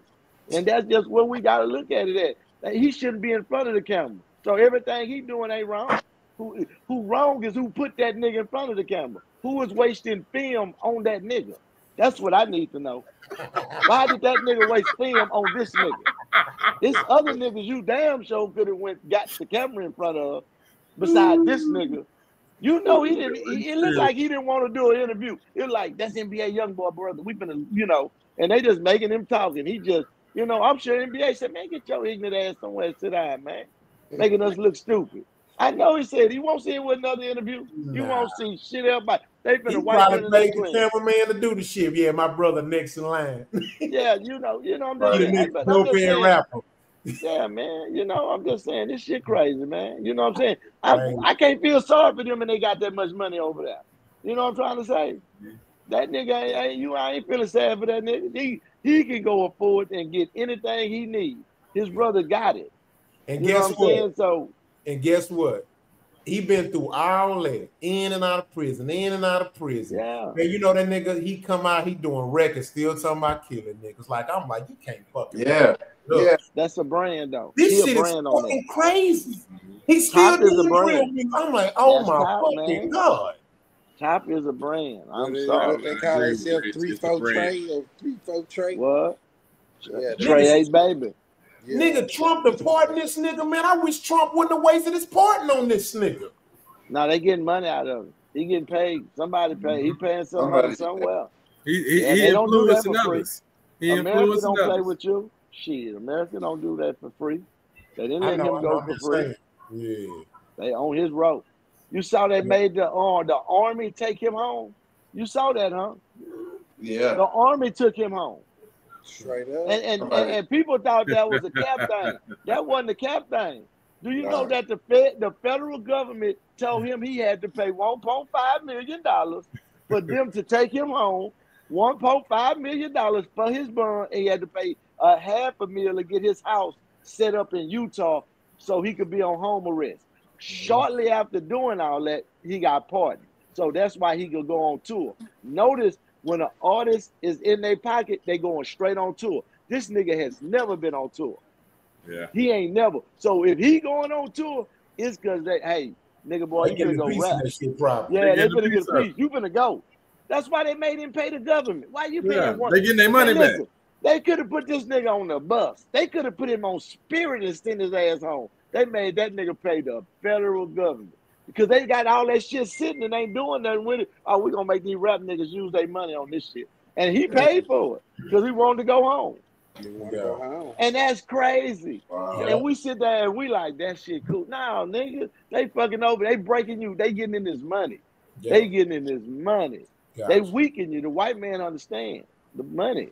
But anyway, you know, that's top. You know, hey, that's right. So, my little bro Yogi, man. My little bro Yogi said I did a great job, man. He turned out awesome. Yeah. I appreciate that, man. All right, mute y'all mics real quick. Let's do this.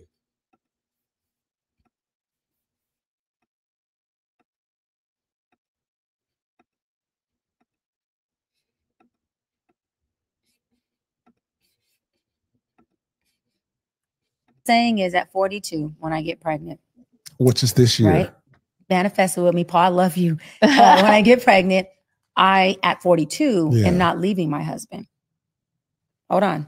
Because I'm making a commitment, not just to him, but to these babies, that we will have two people in this house that can tell you their narrative, their story, and you can choose who you want to listen to. You can choose whose story you want to hear. But I want to make sure that I give you everything that I can. Which means if I have to sacrifice a little bit in that household to stay in it, if I got to have meetings with daddy to say, listen, we may not want to be here, but we made a commitment to be here. So what we got to do to make sure we healthy so that the family's healthy. But let me tell you why I say age is important in wisdom.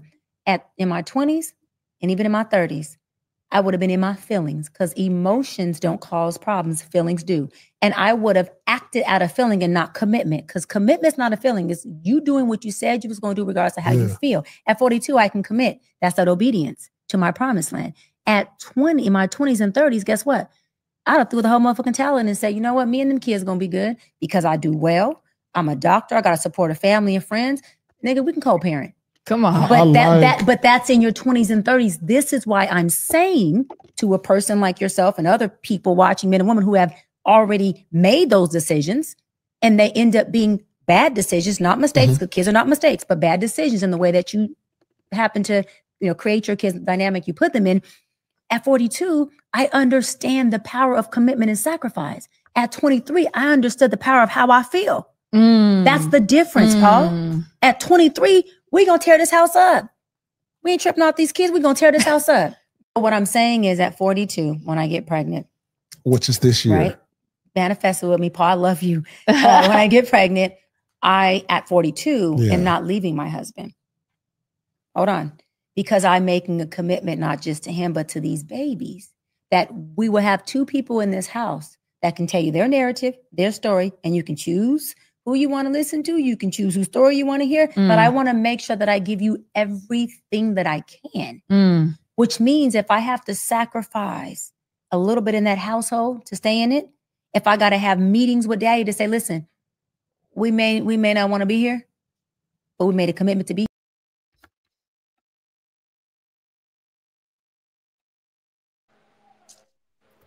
All right.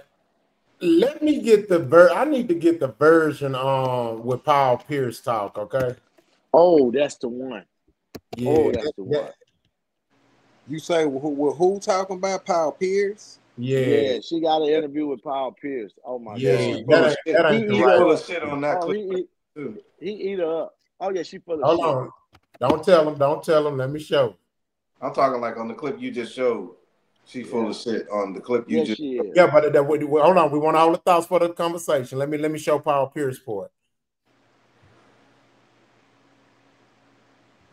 Oh, me my mic. Hold on. Dang, I ain't want to have to do it on his, but fuck it. Shit. Damn. We'll do it anyway. Can y'all see it? It's a little smile. Yeah, nah, I'm not gonna do that. And then I ain't, I don't want to. Yeah, you ain't acting like Gillie is. No, no, it's actually, out of respect. So, yeah. I can dig it. Yeah, out of respect. Hold on.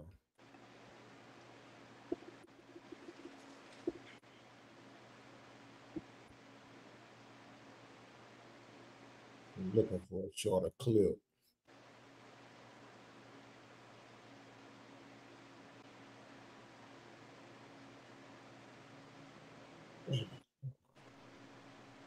Yeah, hit that like button right now. Hit that like button. Like and subscribe. That 227 one ought to be it, huh, Rock? Yeah, but that's too long. Okay. Yeah. And then that's Anton's, but it's the clip too small. Okay.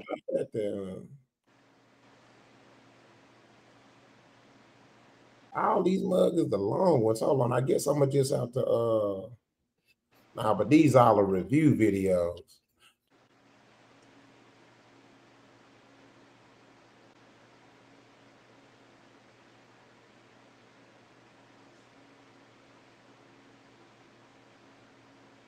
Oh, here you go. I found it. Let's go.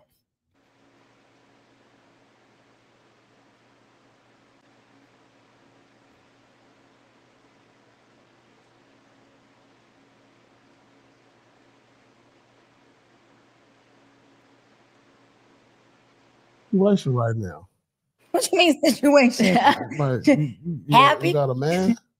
I'm dating. I'm single, but I'm dating. Single but dating? I am Something serious dating. more than other? No, just dating.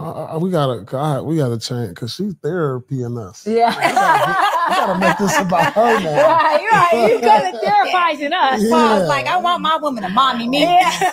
Like, hold on, what's going on with you? This is about you. You just flipped the script on us. We over here. Reverse Uno. Man, you sure did. But it was good. It was insightful. But we need to find out about what's going on with her. She dating, single. Dating. What do that entail for a 42-year-old? I am dating. Dating but single. Enjoying my life. I have really good companions. How many are you dating right now? I'm not exclusively committed to anyone, but I have one guy that I have dated off and on. Now. What's your situation right now? What you mean situation? Like, Happy? You got a man? I'm dating. I'm single, but I'm dating. Single but dating? I am Something serious dating. more than other? No. All right, so that's just some of the clip. It's more context to it, but I ain't gonna keep looking for it. But basically what happened was Paul Pierce called her ass out. He called her ass out. He was like, he said, basically, you just been getting ran through. Paul Pierce called it out. Paul Pierce called it out. You fucked it up for me because she was saying some good shit, I thought at first, and then you turn around. Now, let me tell you something. I'm gonna get some content. Let me give you a content. She dating a dude that's Louisiana.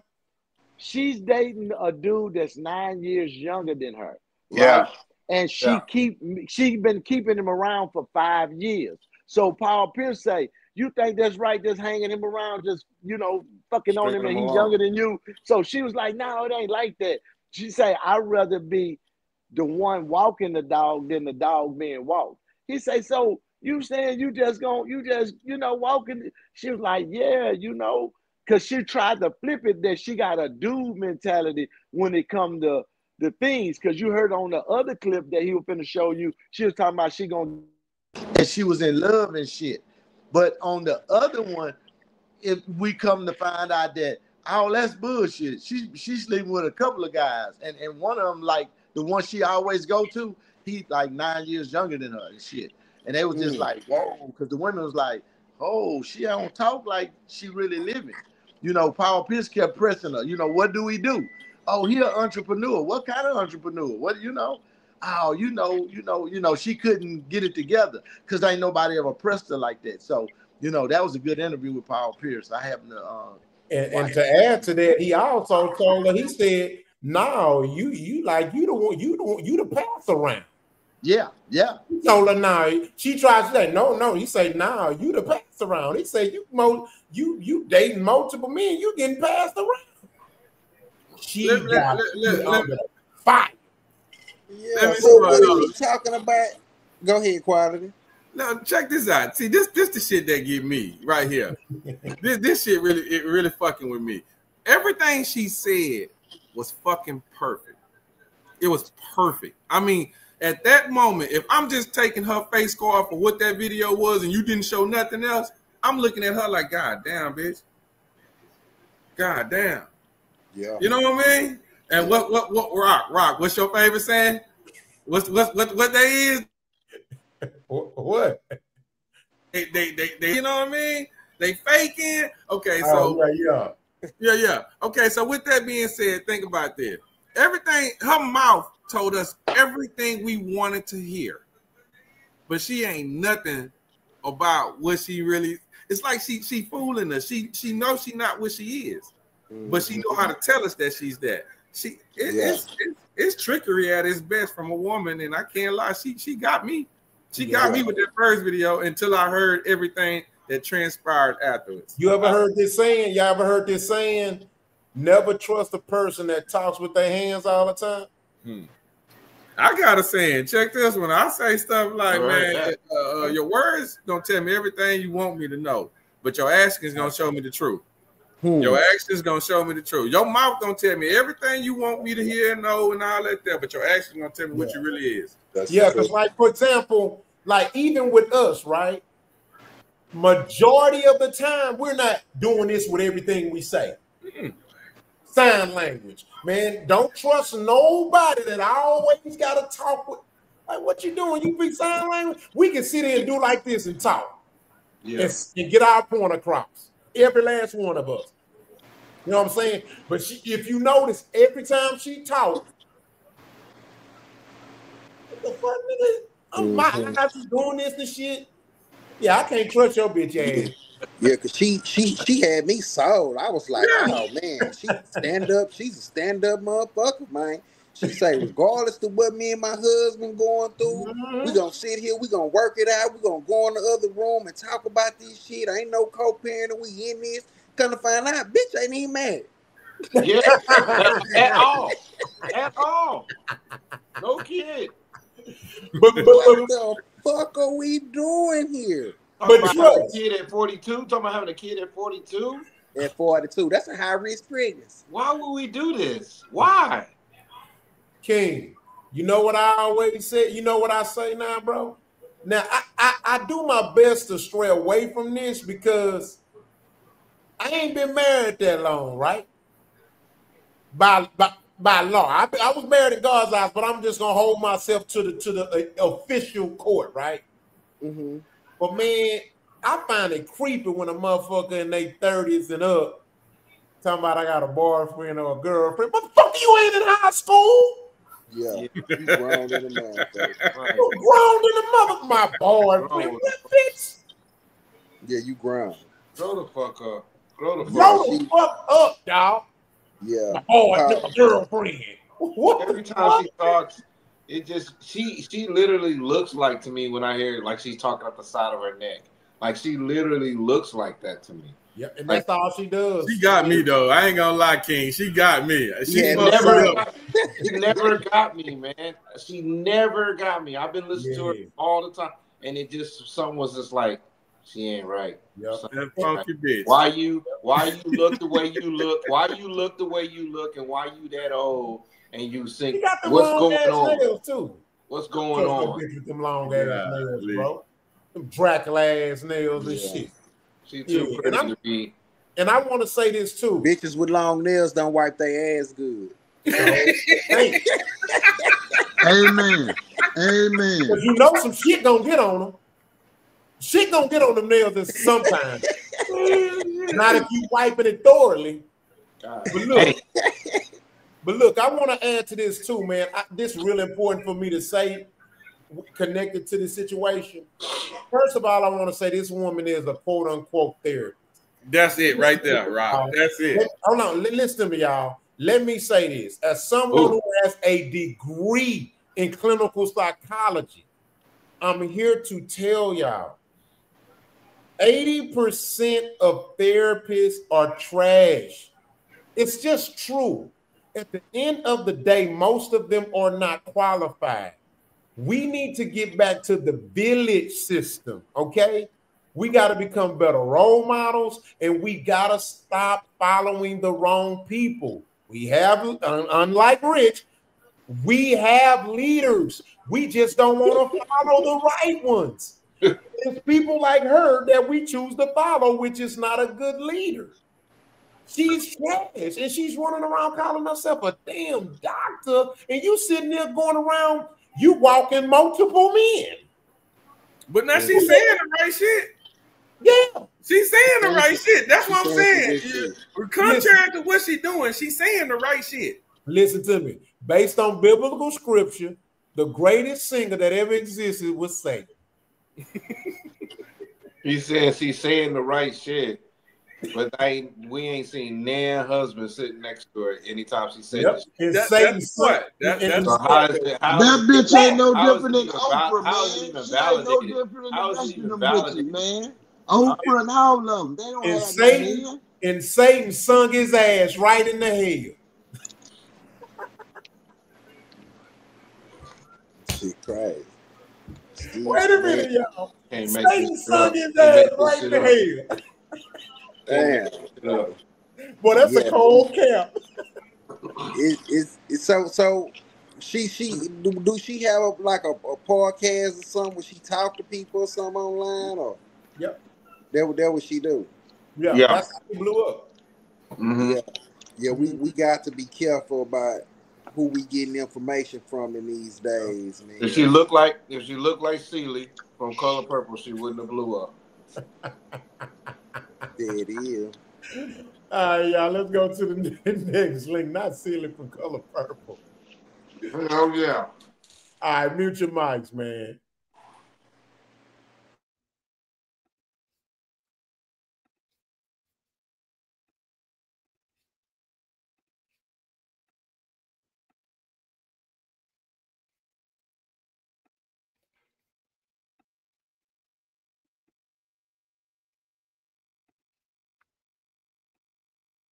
For some news, I just sold my podcast.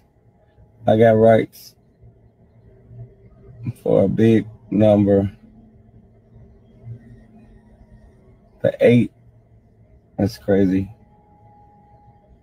Y'all want to hear some news? I just sold my podcast. I got rights for a big number. The 8. That's crazy. All right, so for those who don't know of him and my viewers or whatnot, or people on the panel, his name is Funny Marco. He's definitely a funny guy, but what I like about him is he's silently funny, which is different. I've never seen that type of comedy where he's not funny like based off talking. He's based off just being quiet almost, you know what I mean? So he basically let it be known, and he's also said this in other videos and interviews that he basically sold the rights to Funny Marco for $8 million. I do want to say that he got it out the mud, bro. He really got it out the mud. When I tell you, the boy, he did this on his own. He got it the right way. He started with local artists. And it just grew, and people started coming in town, and they just started getting on the show. People believed in him, but he sold it for $8 million. So it's a lot of. It's not no riffraff over it. It's just that some think that he should have kept it and kept moving and working to up the bag at his own with his control in a way, or sold it on his terms. And then others was like, dang, we got to start holding on to something for a certain other time to create generational wealth. And then you got others say, hey, man, get that bag, run it up, da da da da. You know what I mean? Nobody's wrong. You know what I mean? It's just a thought process of it in perspective. So who want to go first on it? I'll go first. Go, King. Yeah, I think knowing the nature of the beast of like how podcasts coming in and social media, man, I think he did it good. I think it's a good thing. Like get it while it's hot, especially with like a lot of the AI generated things, faceless YouTube channels, come play. Even though they're trying to phase them out and trying to clean that. Yeah, they banned that shit. They trying to ban, but there's still gonna be some riffraff to where like you could lose, potential or attention on the show. So, hey, he got $8 million out of something that he developed and designed off the internet, out of free, just doing stuff, grinding. Like, hey, power to you, brother. That's awesome. You know what I'm saying? So hopefully something can grow out of it, like from it, for it, so we can see that generational wealth or whatever you want to call it. Because I don't think generational wealth should be just looked at as just like the money, but more so like this guy could be creating an empire within this podcast world or internet world, whatever they're doing. Because this is like a new breed of type of comedians that we're kind of seeing, like the content that they're creating. Because he's not the only one. Funny Marco, like the Drewskis. I forgot the other cat that always does the baby mama drama stuff. But this is good. I applaud it. I agree. I gotta look more research into it, so I don't know what the pitfalls, if he could have made more money holding off, because I know everybody's thinking about. I know everybody got the Kai Cenat situation in the back of their mind when they think about this. But I think Kai is in a different lane than the Funny Marco, the comedian type of podcast type of stuff. So I don't know. This is cool. I'll land my plane. Okay. Y'all can hear me? You hear me? We can hear you. Man, I heard about this a little while back. So I think it was a genius move because the show is really based on his character and him interviewing. So what did he say? Just the name and his likeness and image? Because that was a win. I know he wasn't thinking he could get $8 million for him just sitting there with a wig and a hat on, answering some fucked up questions. You know what I'm saying? So yeah, that's what we do. You got to learn to everything ain't for you to keep. We need to learn to build and keep going. Now, if you not creative, I understand you. This is your one shot. You can't do it. But I'm sure he creative and got another avenue to keep going. And like he said, he's getting into comedian, and that's a different form. Like he said, we got a different strand of comedians, not like we used to. Like he said, the Drewskis, him, the Bubba Dubs, that other little guy. They just, I guess it's funny to the people. It's not what I'm used to, but if you can build it and sell it, man, get that money, man. You know what I'm saying? We ain't meant to keep everything. You know what I'm saying? We don't need to die with the ship, man. That's an old strategy.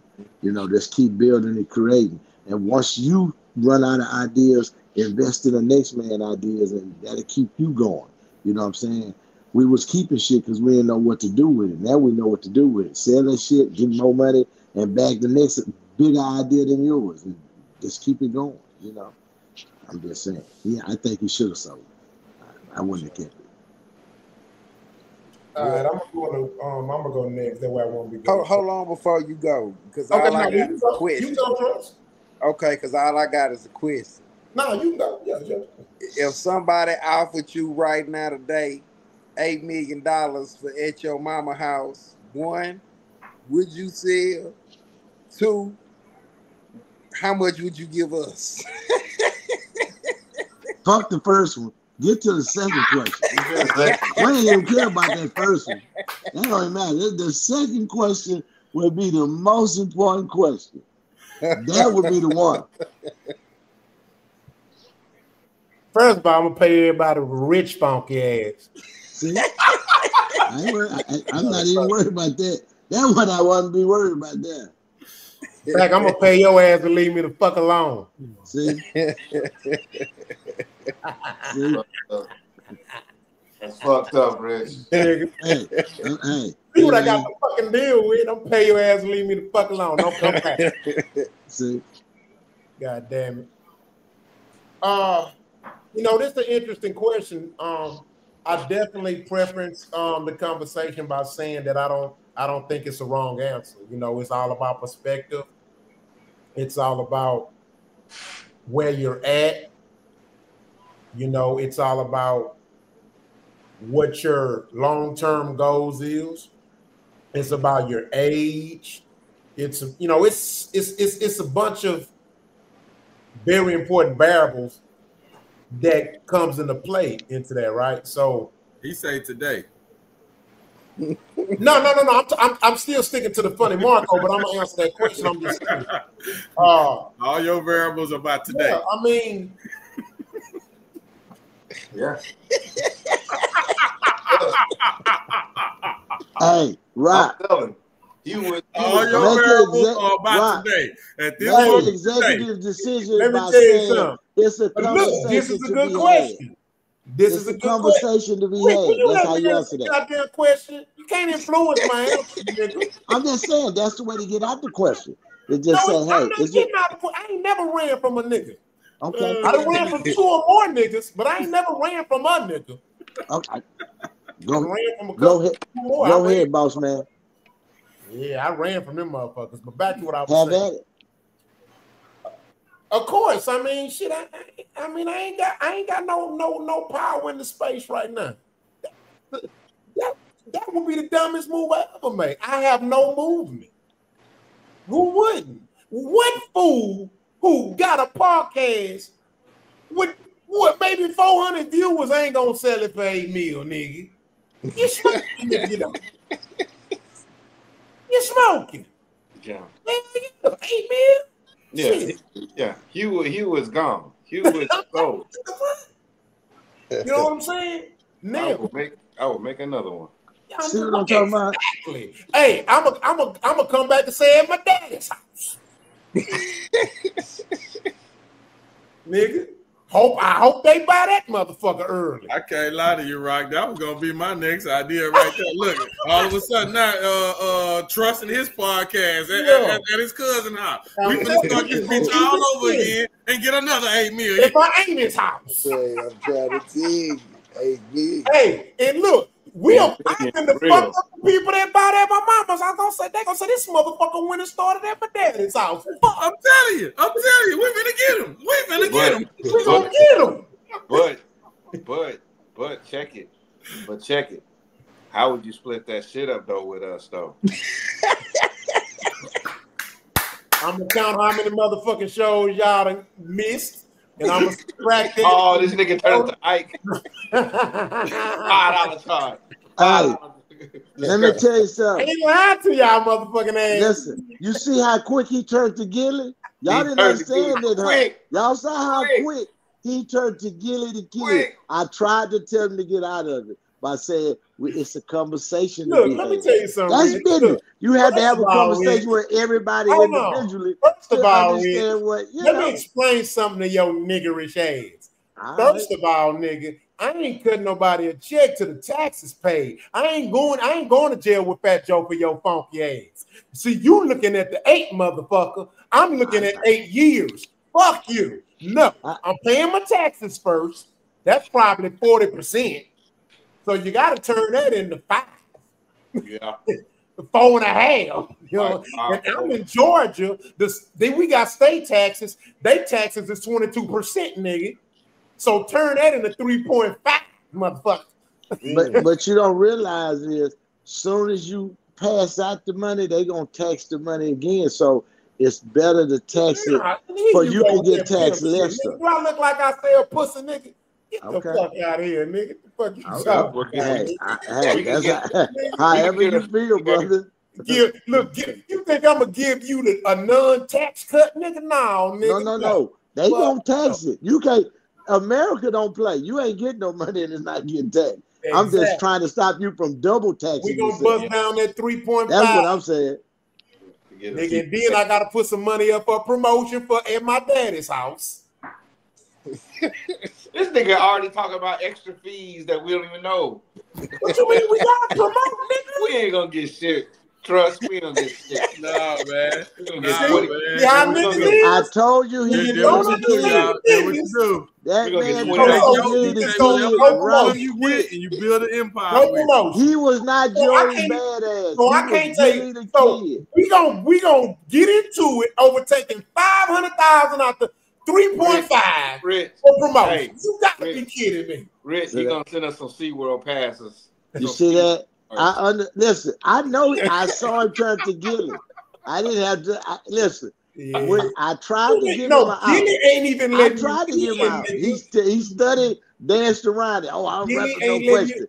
And he never answered. He never answered. He gave you the problem. He didn't give you the answer. He never answered. He cared nothing about taxes, none of that. Yeah, that's all. See, we don't care about that. That's how niggas get broke. McDonald's taxes. See, that's how niggas get broke with rich mindset. See, I'm gonna tell you what type of nigga Rich is. That ain't the type of nigga I am. No, sir. Rich the type. No. I tried to give him an out. Y'all heard me say. Rich the type. It's an individual conversation to be had. Rich the type of nigga that win the lottery and say, fuck you, boss, fuck you, co-workers, and quit the job and walk out. I'm not that one. I'm going to put in my 2 weeks notice. What? See? Yeah. I told him he wasn't like me. I said, I'm going to put in my 2 weeks notice. They're not like us. I understand. Lie, y'all. I put my 2 week notice in too. Don't knock me, bro. I will. I'm gone that day. Man, I get it. It's cool. I'm putting in my 2 weeks notice. I bet you they would put a 2 week notice in with you. Hell no. I'm putting in my 2 weeks notice. They gonna hand you a box. Get your. I'm not that dedicated to nobody's job that ain't mine. Like that. No, I'm talking about like industry. Like if I'm working for a company, I know they can replace me any day. So if I hit a lick and I'm gone, I'm gone. No, and they're gonna respect me for that. And they're gonna respect me for that. They're gonna be like, okay, you know, here's the difference. And see, this is why I think it's all about perspective. Let me tell you something. I work for this company I work for. It's the longest company that I ever worked for at one time. This company helped me take care of my kids. I don't give a fuck about that other shit, all that old billionaire shit. I'm looking at it from a different perspective. You see what I'm saying? This company is why my insurance gives me some of the best. Let me tell you something. My health insurance is worth more than some people yearly salary, nigga. Just my health insurance. So I value that. I value the advantages that my job gives me from a social standpoint. And from you got millions and you don't never work again. Can't let me finish. So guess what? I can't speak on everybody else's job or everybody else's company. But my company has granted me some level of loyalty. So I don't mind giving them that 2 motherfucking weeks, fam. Just real. That's just me. You sound like you would have been one of them people say, this is a mighty nice house we got here. Yeah, that's exactly what he sounds like. That's damn sure what he's that plantation psychosis. That's what it's called. Whatever. Plantation. Hey, bitch, don't knock me because your perspective different, though. I ain't knocking your perspective. Listen. But look, Plantation psychosis. It's a word for it. I ain't talking about you, King. I'm talking about this bald-headed block. What we talking about, though? I just said plantation psychosis. That's what he had. That's what he believes that they care about him. Because when you disagree, that's when you believe that they care about you. But guess what, though? They don't. They will replace you tomorrow. You sound like that damn doctor making up fancy words. It ain't talking about shit.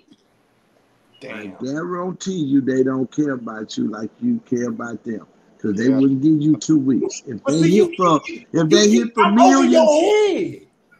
I ain't expecting the CEO to care about me, nigga. You don't know me, nigga.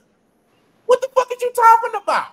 The owner of YouTube don't know your ass either. He don't care about you either. You got millions, and you said you going back to work and give them a 2 week notice. I said I'm putting in my 2 weeks notice. Don't you reword my shit, nigga. Well, goddamn, you got to work for them goddamn 2 weeks. You ain't saying I'm finna leave in 2 weeks. That means you leaving in 2 weeks. That means you got 14 more days. You gonna work a half a month. You gonna get them a half a month, and you got $1 million. Why you hate me because being quality cool and taking 2 more weeks, nigga? What's the problem? How you bothering me, nigga? I'm there to tell you, I'm there to act the ass. I ain't lying to you. Them 2 weeks I'm there. Thank you. Thank you, quality. Y'all just want to disrupt the business. You love the business so much, but you want to disrupt it. You see what I'm talking about? That's nigga shit, guys. You don't listen. That's plantation psychosis. Nah, fuck. Now he want to go there and be like Django. He want to disrupt.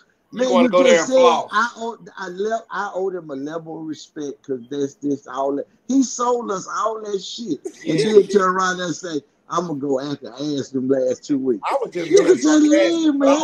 My 2 weeks, though, nigga. See, this you the type of nigga. You see that so why you keep saying one word out of everything I fucking said, and now you want to make that the holy grail of my whole thing. Nigga, get the fuck out of here. Nigga. I don't have no time. See, he always turn the conversation into a whole fucking bullshit. But I don't have a type now. I don't have time for this bullshit, nigga. No, I'm just solid on what I said. Oh my God, you can't disagree to disagree, nigga. You wrote. You don't me because I'm gonna put in my 2 weeks. You the nigga that's gonna go broke first. He wrote the Carter school. See, I'm a nigga that go broke first because he ready to quit. We ain't gonna let him go broke, man. We gonna take care of him. That's what we do. That we all love each other, man.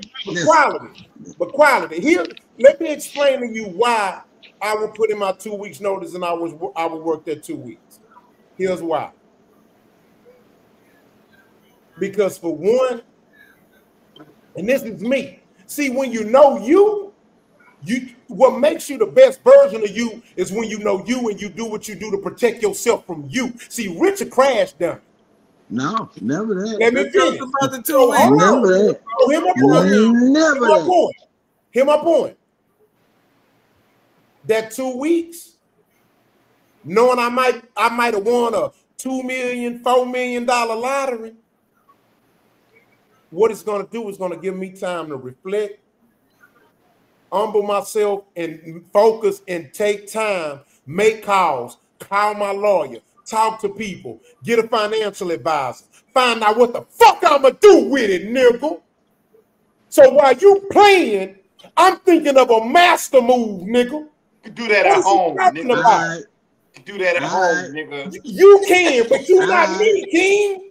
You're not me. I know me, nigga. You should go home. Fuck but that that's job. you. You're not me, nigga. You can't tell me how to swing my dick, nigga. The one time you can say fuck that job, you not gonna that's take to it. You. I'm speaking for me. You're you not still me. I'm that not boss you. man in the office. Why we can't respect the fact that I'm not you and you're not me? You can take that boss man in the office and still talk to him respectfully. But you're not me. I don't want to be you. Can't tell me how to make my move. This is my chess move. I don't want to be you, yellow man. I don't want to be you, bald man. You see what the fuck you did? You see what you did, Trust? I don't understand. I don't fucking understand why I'm getting challenged. You fucked up now, Trust. I ain't challenging y'all because y'all decision we grown. For $35 a day, you going back to work. I said what I said. Y'all can't change it. That's me. Let me tell you something. First, see, here's the thing. So we gonna be in the Virgin Islands. We gotta wait on you for 2 weeks. Here's the crazy part, y'all. And see, this is why I say, see, this is the problem. That's the shit I'm talking about. Can't Hold even on. drink together. But here's the thing. Can't even celebrate together as black Can't folks. even celebrate. We can't celebrate together as black Rich, folks. Look at King, this is a classic example of when we, and I'm speaking in general, when we always think we more special than everybody. Do you know 85% of motherfucking lottery winners go broke? But y'all think y'all the 15%. That ain't me. That's a fucking problem. That ain't me. See what I'm saying? I rest my case. I don't care. I ain't going through 2 weeks though. I bet you that. Rock, bring that 8 million over here. I rest my case and I'm gonna leave it at that. And this is what every last 85% lottery winner did. I know how to still eat ramen. I know how to still eat ramen when I need to. You gonna quit the thing? Bullshit, you going straight to the steakhouse. You going to Fago de Chow, nigga. Hell yeah. I'm not going to Fago de Chow. And I'm inviting y'all niggas gonna be broke. Everybody. Goddamn steak. Fuck all that. I don't even like Fago. Fago de Chow. I don't like all that bullshit, nigga. You give me that. You put that pit right there. Put that pit right there. I got it. Dipping, all that dipping and we done fumbled little bags. What makes you think we ain't gonna fumble a big bag, nigga? Wealthy is a mentality, nigga, not the amount of money. Give me the bag and we can figure this out. Just give me the 8 million, we'll figure it out. Let me say this, and I'm gonna end it. You just set yourself up. I was finna shut up, y'all. But me and Quantum didn't jump on y'all. Y'all jumped on us. I said earlier. No, we gonna fuck that. Mute your mic. Let's go. Hell no. Listen, goddamn, I can't just end it. I'm just saying one thing. He know what I'm gonna say. He read my mind. I'm just saying one thing short. I ain't saying nothing wrong. You said it about the mind. That's what you said. Rich is a mind state. That's what we're talking about. A rich person not going to give 2 more weeks in, and he got the money. That's what we're trying to show you. You said it, the mind. If you're thinking rich, you're not thinking about going make another person some more money. And I got money. I'm thinking how to double my money. You worse than that damn I'm just saying. You want to try to twist your words to make yourself right. Get the fuck out of here. If the mind is right, you can't playboy. You can talk that sweet, but it ain't gonna work, nigga. Rich is on something, man. You can't make me think I ain't making sense, nigga. Rich is on something. You can't make me think I ain't making sense, nigga. Yeah, you said it. I was gonna let it make it. Rich is a goddamn genius. He's on something. Just because we disagree, no, nigga. I'm putting in my 2 weeks notice. What the fuck I'm doing? Damn. That's my way of figuring out what I'm gonna do with the money, how I'm gonna do it. Give me time to call people, whatnot. That's me, my nigga. Like the fuck. Damn, trust. All right, mute your mic. Mute your mic.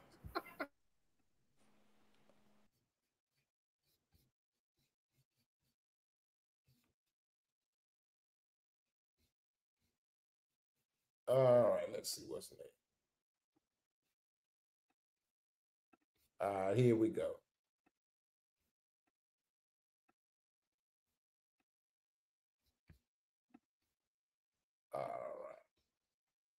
If you get him up right now, we'll walk you out today. I got 40 years. I ain't did but 2. I got 38 more years. So these niggas talk about that gangster. Shut your goddamn mouth, nigga. Willie D Live. So make a long story short, that's what happened. They indicted me on December the 14th. I wasn't here. I left. And watch this. I'm going to tell you something I said I wasn't going to talk about. Because I ain't gave you about 20% of what happened to me. But I was in prison.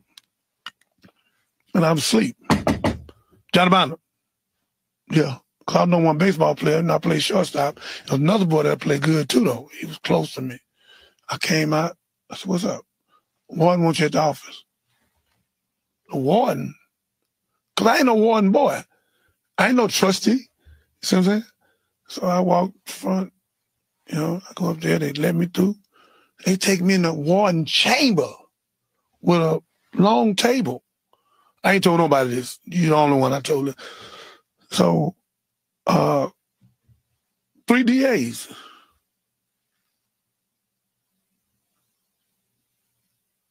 I say, what's going on? And they open the door. So look out there. They say, what's that? I said, it's freedom. Say, we know you ain't gonna give Marie up. She got 40, so ain't nothing to talk about. Tell you what you do. Give us the 2 DAs that work for you. And took the pictures and pushed them in the front of me. If you get him up right now, we'll walk you out today. I got 40 years. I ain't did but 2. I got 38 more years.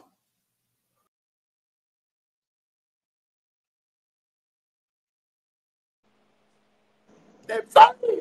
Nah. Nah. All right, what's y'all thoughts on that, man? Man, I'd have told on them DA motherfucking ass, boy, I got 38 years, nigga, I'm going home, nigga. What? Nigga, I'm gonna sing like a goddamn cage bird, nigga. Fuck them police. Nigga, I'm going home. No, they was on the scene, kid, before they was down with him for 20 years. They just happened to be cops. They was in. I'm gonna say this, and I don't mean to sound. Man, instead of being the thugs, I don't mean to sound racist or biased. He the nigga that put in 2 week notice. Yeah, that's what he is. But and you the nigga that's gonna go broke on that lottery ticket in a year, nigga. You're right. I'd have been out 2 years on the right back doing we talking about Johnny Bond. I'd have been out in 2 years on that phone. You gonna be right back on there in my mama's house. This bitch still going. This motherfucking combo still going, dog. That nigga gonna be, as soon as he spend that money, he gonna come right back on the parkade. Bro. This motherfucker here, boy. I did it. I'm back, Rock. I'm back, Rock. You know, life is about experience. Nah, let Trust finish, man. You be fucking. Oh, I'm sorry. I'm sorry. You're right, Trust. I'm sorry, bro. Y'all good, man. I'd have told on the DA ass. I'm trying to tell you right now, nigga. 2 years, I got 38 more years.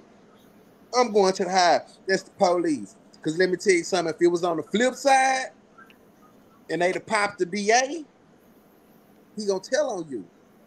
Yeah, it's going to jail. He's gonna tell. He's gonna play police because that's what he do. I see, man. Let me tell you something. What a lot of people don't be knowing, and it's not the point. I know. Fuck it. It is a race thing. I'm gonna be honest with you. When them essays get popped, people don't fault them for telling on a nigga. He can tell on a nigga, take the stand on a nigga, and his people still gonna protect him. He ain't tell on one of them. He told on a nigga. Yeah. You know what I'm saying?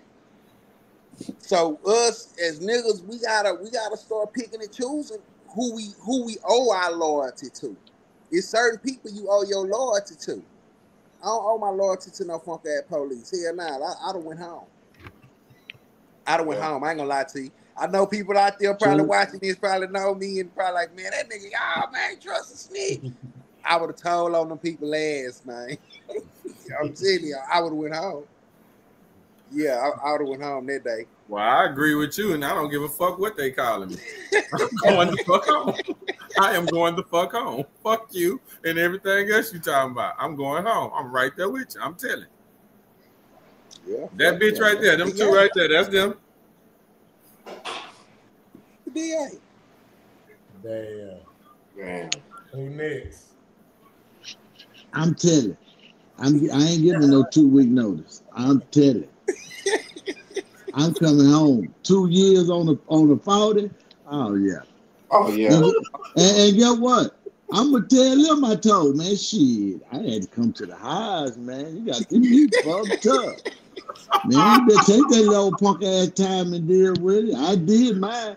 You better, hey, pass the buck. Tell them. You can tell on me. They want a They let job. me out. You get in there and tell on me. That's all you have to do. I'm cool with that. Don't go in there and tell on me. I'm cool with that. Yeah, because I'm out. Yeah, they can't lock me back up. Shit. Little Rich, they didn't want me, man. They wanted a job, man. They want a job, man. Quit acting like that, man. They gave me the deal. Shit, Yeah, they man. want a job. Come on, man. Like Johnny, though, he's a good dude. He's a good orientator. That man tell a hell of a story, man. He gonna keep your attention. Johnny Binder. Yes, sir. It be 50-50 his story, but it's good. It's no, hey, he the Black Forrest Gump. He everywhere. He knows everything and got evidence on everybody. Didn't he have a baby by a Chillie or left eye or somebody? Man, that man, come on, man. That man, that's all kind of stories. You listen, that man dangerous. He's dangerous. I'm telling you. He don't need to be in front of the camera. He's dangerous. I like him. He's dangerous. Great orientator. Great orientator. He gonna trick somebody out some money here in a minute. Just hold on. What's your thoughts? I'm fucking telling. Shit, I'm going home. See? I'm going home. I'm sorry, Mr. Officers. Y'all, yeah, I'm talking. The door is open? Okay, yeah. That is no, I don't need no McDonald's. No, I'm good. Where's the papers at? Mm-hmm. Where are the papers at? I'm signing. Ain't nothing else to be said. Nothing else. Nothing else. No, man. I mean, 40 years, dude. Like, woo! That's life. Just tell me you gave me life. Just tell me life. You know? Yeah, that's 40. That's 40, man. Nah, you institutionalized. You do all that. Shit. I'm good. Yeah, that's life, bro. All right, we're gonna go into one more. Hold on.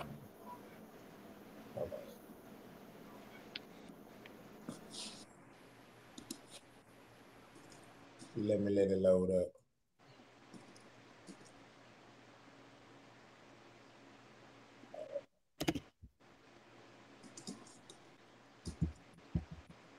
Like and subscribe. Talk to me.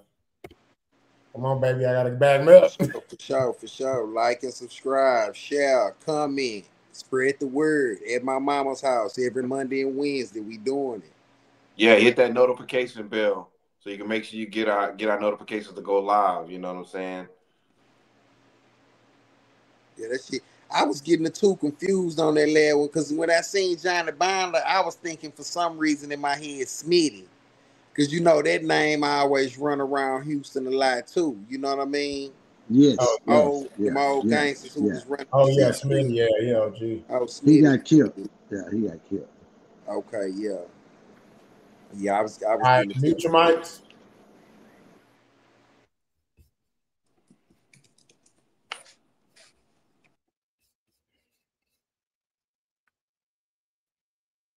Bro, when I tell y'all, bro, this co-parenting shit is the hardest shit I've ever done in my fucking life. I don't wish this shit on nobody. Like, when I tell y'all, shit, this shit is the hardest thing I've ever done. Like, each goodbye gets harder and harder. This is the hardest thing I've ever done in my entire life. This co-parenting shit, bro. When I tell y'all I ain't never missed my daughter so much, but y'all just don't understand how it feels to just not have her. That's some nights. That shit hurts so bad. Like, the silence is so fucking loud, bro. When I tell y'all, like, that shit hurts so fucking bad, bro. Like, that shit is the worst feeling I've ever fucking had, bro. Like, there's nothing on this earth that I can imagine that can feel worse than this shit. Like, I just can't shake this shit, bro. Like, every day this shit gets harder. And the hardest thing about it is, the hardest thing about it is having her if I have her for 5 nights, knowing that I gotta let her go for 5 nights. Like, I'm so comfortable because I know for a fact that I get to see her again the next day. But if I go, I would love to have her for 2 weeks straight, but I know for a fact I cannot go 2 weeks straight without seeing my daughter right now. 2 weeks of silence, that should have killed me right now, bro.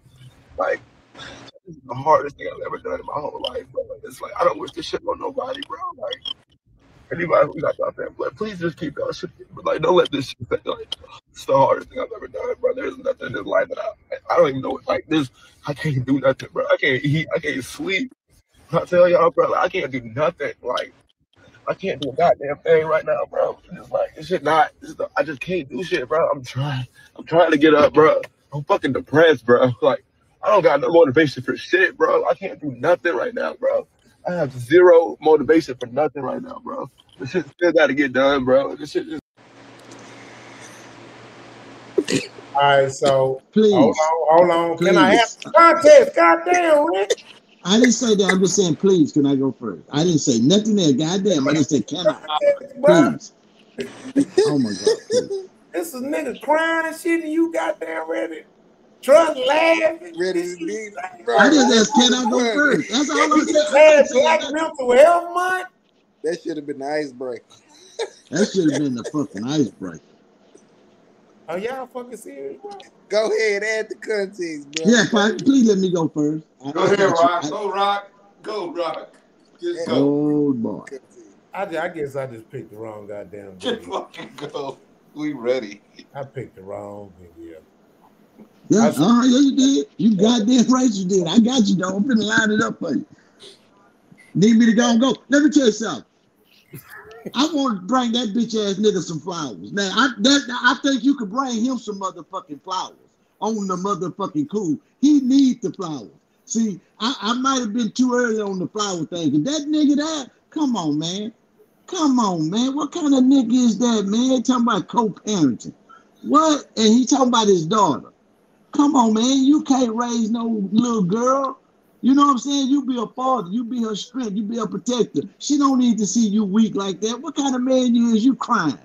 You know what I'm saying? I wonder what the woman think. I know why she not with you, because you saw. A nigga can't cry? Huh? A nigga can't cry? You can't cry about that, man. Nah, you can't cry. I didn't ask that. I you just can't. a question. No, a nigga can't cry? No. Yes or no? No. I just asked a general question. I'm telling you no. You asking me, I'm telling you no. He said no. No. That's I'm saying no. There it is. There it is. No. No. Man up, nigga. Man up. Man up. You got nuts, not a pussy. Man up, man. This shit hard. We ain't fucked up about that. Go do, hey, don't worry about that. Your child gonna come to you. You tripping. You sensitive. I asked you a must question want that about bitch. crying. I ain't say the reasons. No, I'm not talking to you. I said I'm talking about the video. Y'all said no. Yes. A man can't cry. No. Why? What you crying for? What you crying for? He crying you for a that man. bitch. It ain't got See, a nothing to do baby about cry that because a baby. baby don't know. A baby can't express themselves. A baby cry because they can't get it Y'all out. adding But as a context to man, what I'm you saying. should be verbally I asked a understand. general question. And Don't I take said it back no. to the video. I asked in general. Y'all said telling no. you. Fuck him. Yes. No.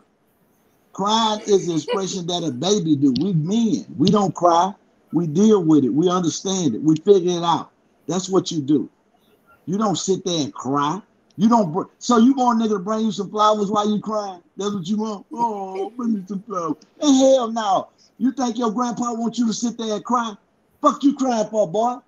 You ain't never heard that before? What the fuck you crying for, boy? You better shut your goddamn mouth and go up in there. And look how the generation that y'all bred came out, motherfucker. You nigga, what the fuck is you talking about? You. Look at the generation you bred, motherfucker. Look how that came out. Look at you. You doing good. You in corporate. You say you doing good, so grandpa did good. No. Nigga, what the fuck is wrong with him? No, nigga. Look at the generation that came after you, nigga.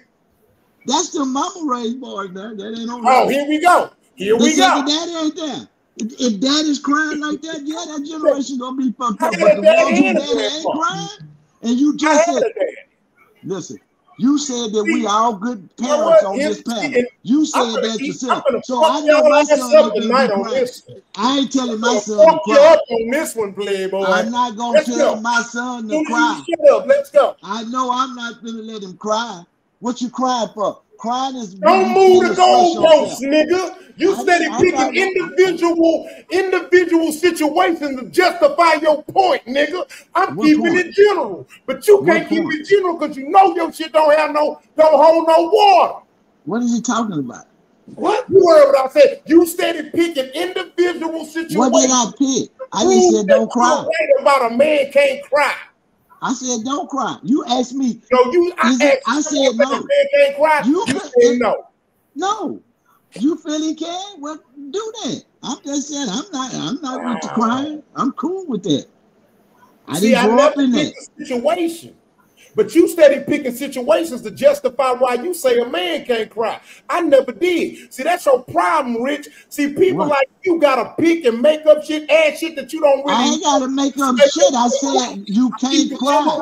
It's simple. You can't cry. I ain't making up a motherfucking thing. You can't cry as a man. That's simple.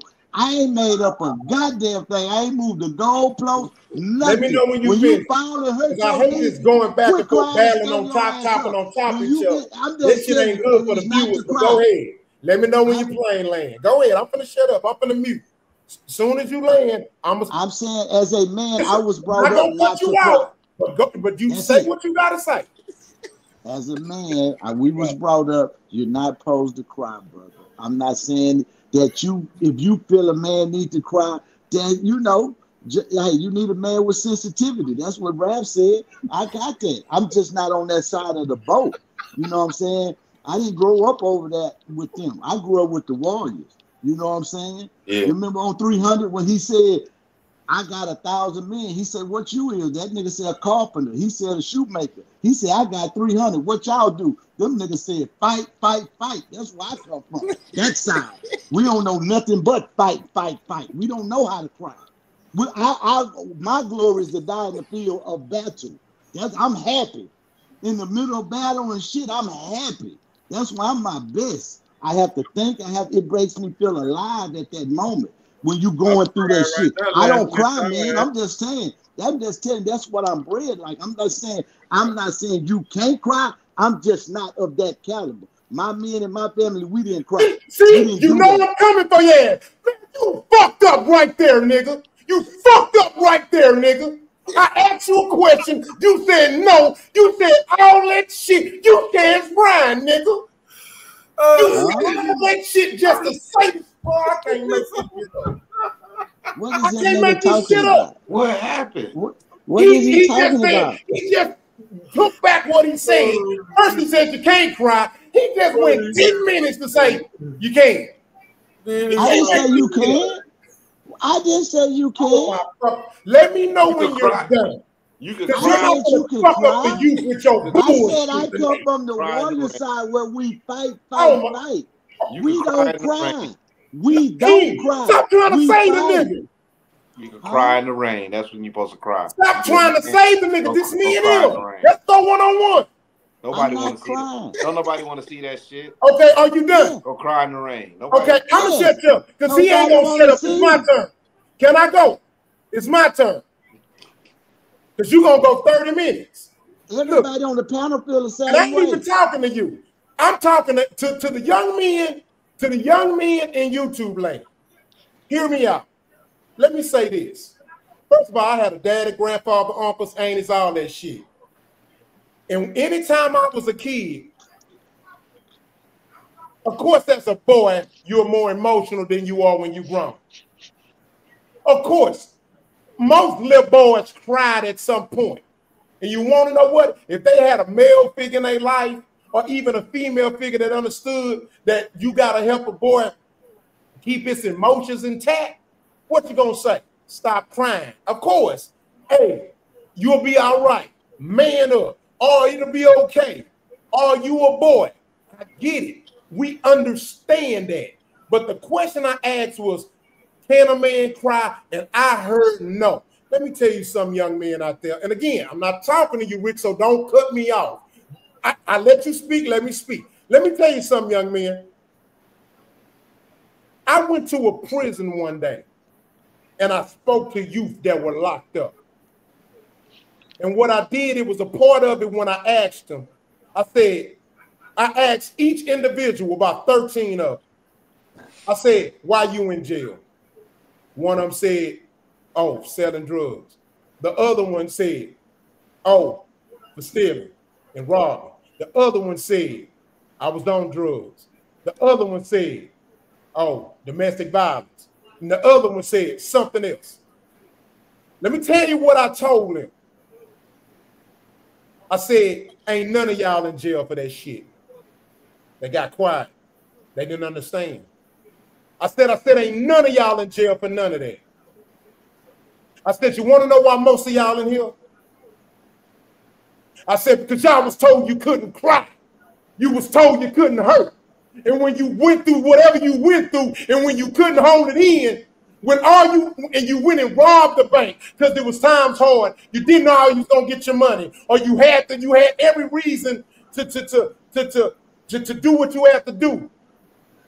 The reason you robbed the bank, the reason you sold the drugs, the reason you did this, the reason you did that, because you couldn't cry. You held it all in. It was too much pressure on you, brother.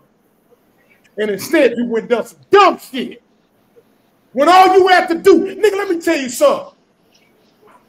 You can't sit there and tell me that crying ain't never relieved you, nigga. Now, I ain't saying cry all day, all that dumb shit, but see, this is why there's a 32% suicide rate amongst African-American men. Because we get told we can't be human. And let me tell you something, nigga. God gave us tear ducts too, nigga. So y'all can miss me with that bullshit. See, we get too caught up in this macho shit. And the reason why these young boys are so fucked up and confused, because if they can't be too hard, they can't be too soft. They can't find balance. And the reason is because we can't give them balance. It gotta be a middle ground, guys. And let me tell you something. If my son came crying to me, as a man, I'm not gonna fucking tell him, oh, shut up, stop crying. I'm gonna hold my nigga and I'm gonna say what's wrong, and I'm gonna say it'll be okay, son. I'm glad you came and you cried to me instead of crying in front of your wife, because you might see, you don't want to cry too much in front of your wife, because you know what I'm saying, they don't know no better. Or they might, use it against you. You know what I'm saying? Nah, you can't. I don't know what you're saying. If you tell the nigga to cry, talking to you, nigga. That's not how I'm talking to you. How you gonna get her some ammunition to use against your son? You just told her don't cry too much because she might use it against you. I'm just saying because I don't know. Nigga, I didn't raise this damn nigga. So I don't know how she gonna react. So I'm protecting my son, nigga. Because I know that shit have been used against me when I show vulnerability to certain women. But if she really real enough, nigga, it ain't gonna be enough to make up disrespect you, nigga. But this bullshit, walking around, we sitting there selling this bullshit. That's why. But then when these niggas pull a blicky out on you, now they too hard. But then if they try to keep from hurting themselves or hurting a nigga, now they too soft. See, we the goddamn problem too. And if any nigga on this panel go sit and lie to me, they ain't never cried, y'all motherfucking lie. And I don't care how, but you did. If it took death, cool. If it took getting hurt, cool. If it took you with just mentally drained, suffering, cool. But don't fix your mouth to tell me you niggas ain't never shed a tear. That's a grown man. Gotta lie to the world. Gotta lie. Yeah, nigga done cried. Oh, I'm done talking. What is he talking about? You said what you said. We ain't finna go back and forth. What is he talking about? I'm done talking. No, you can't read. You want to go after everybody, nigga, the show over, therefore.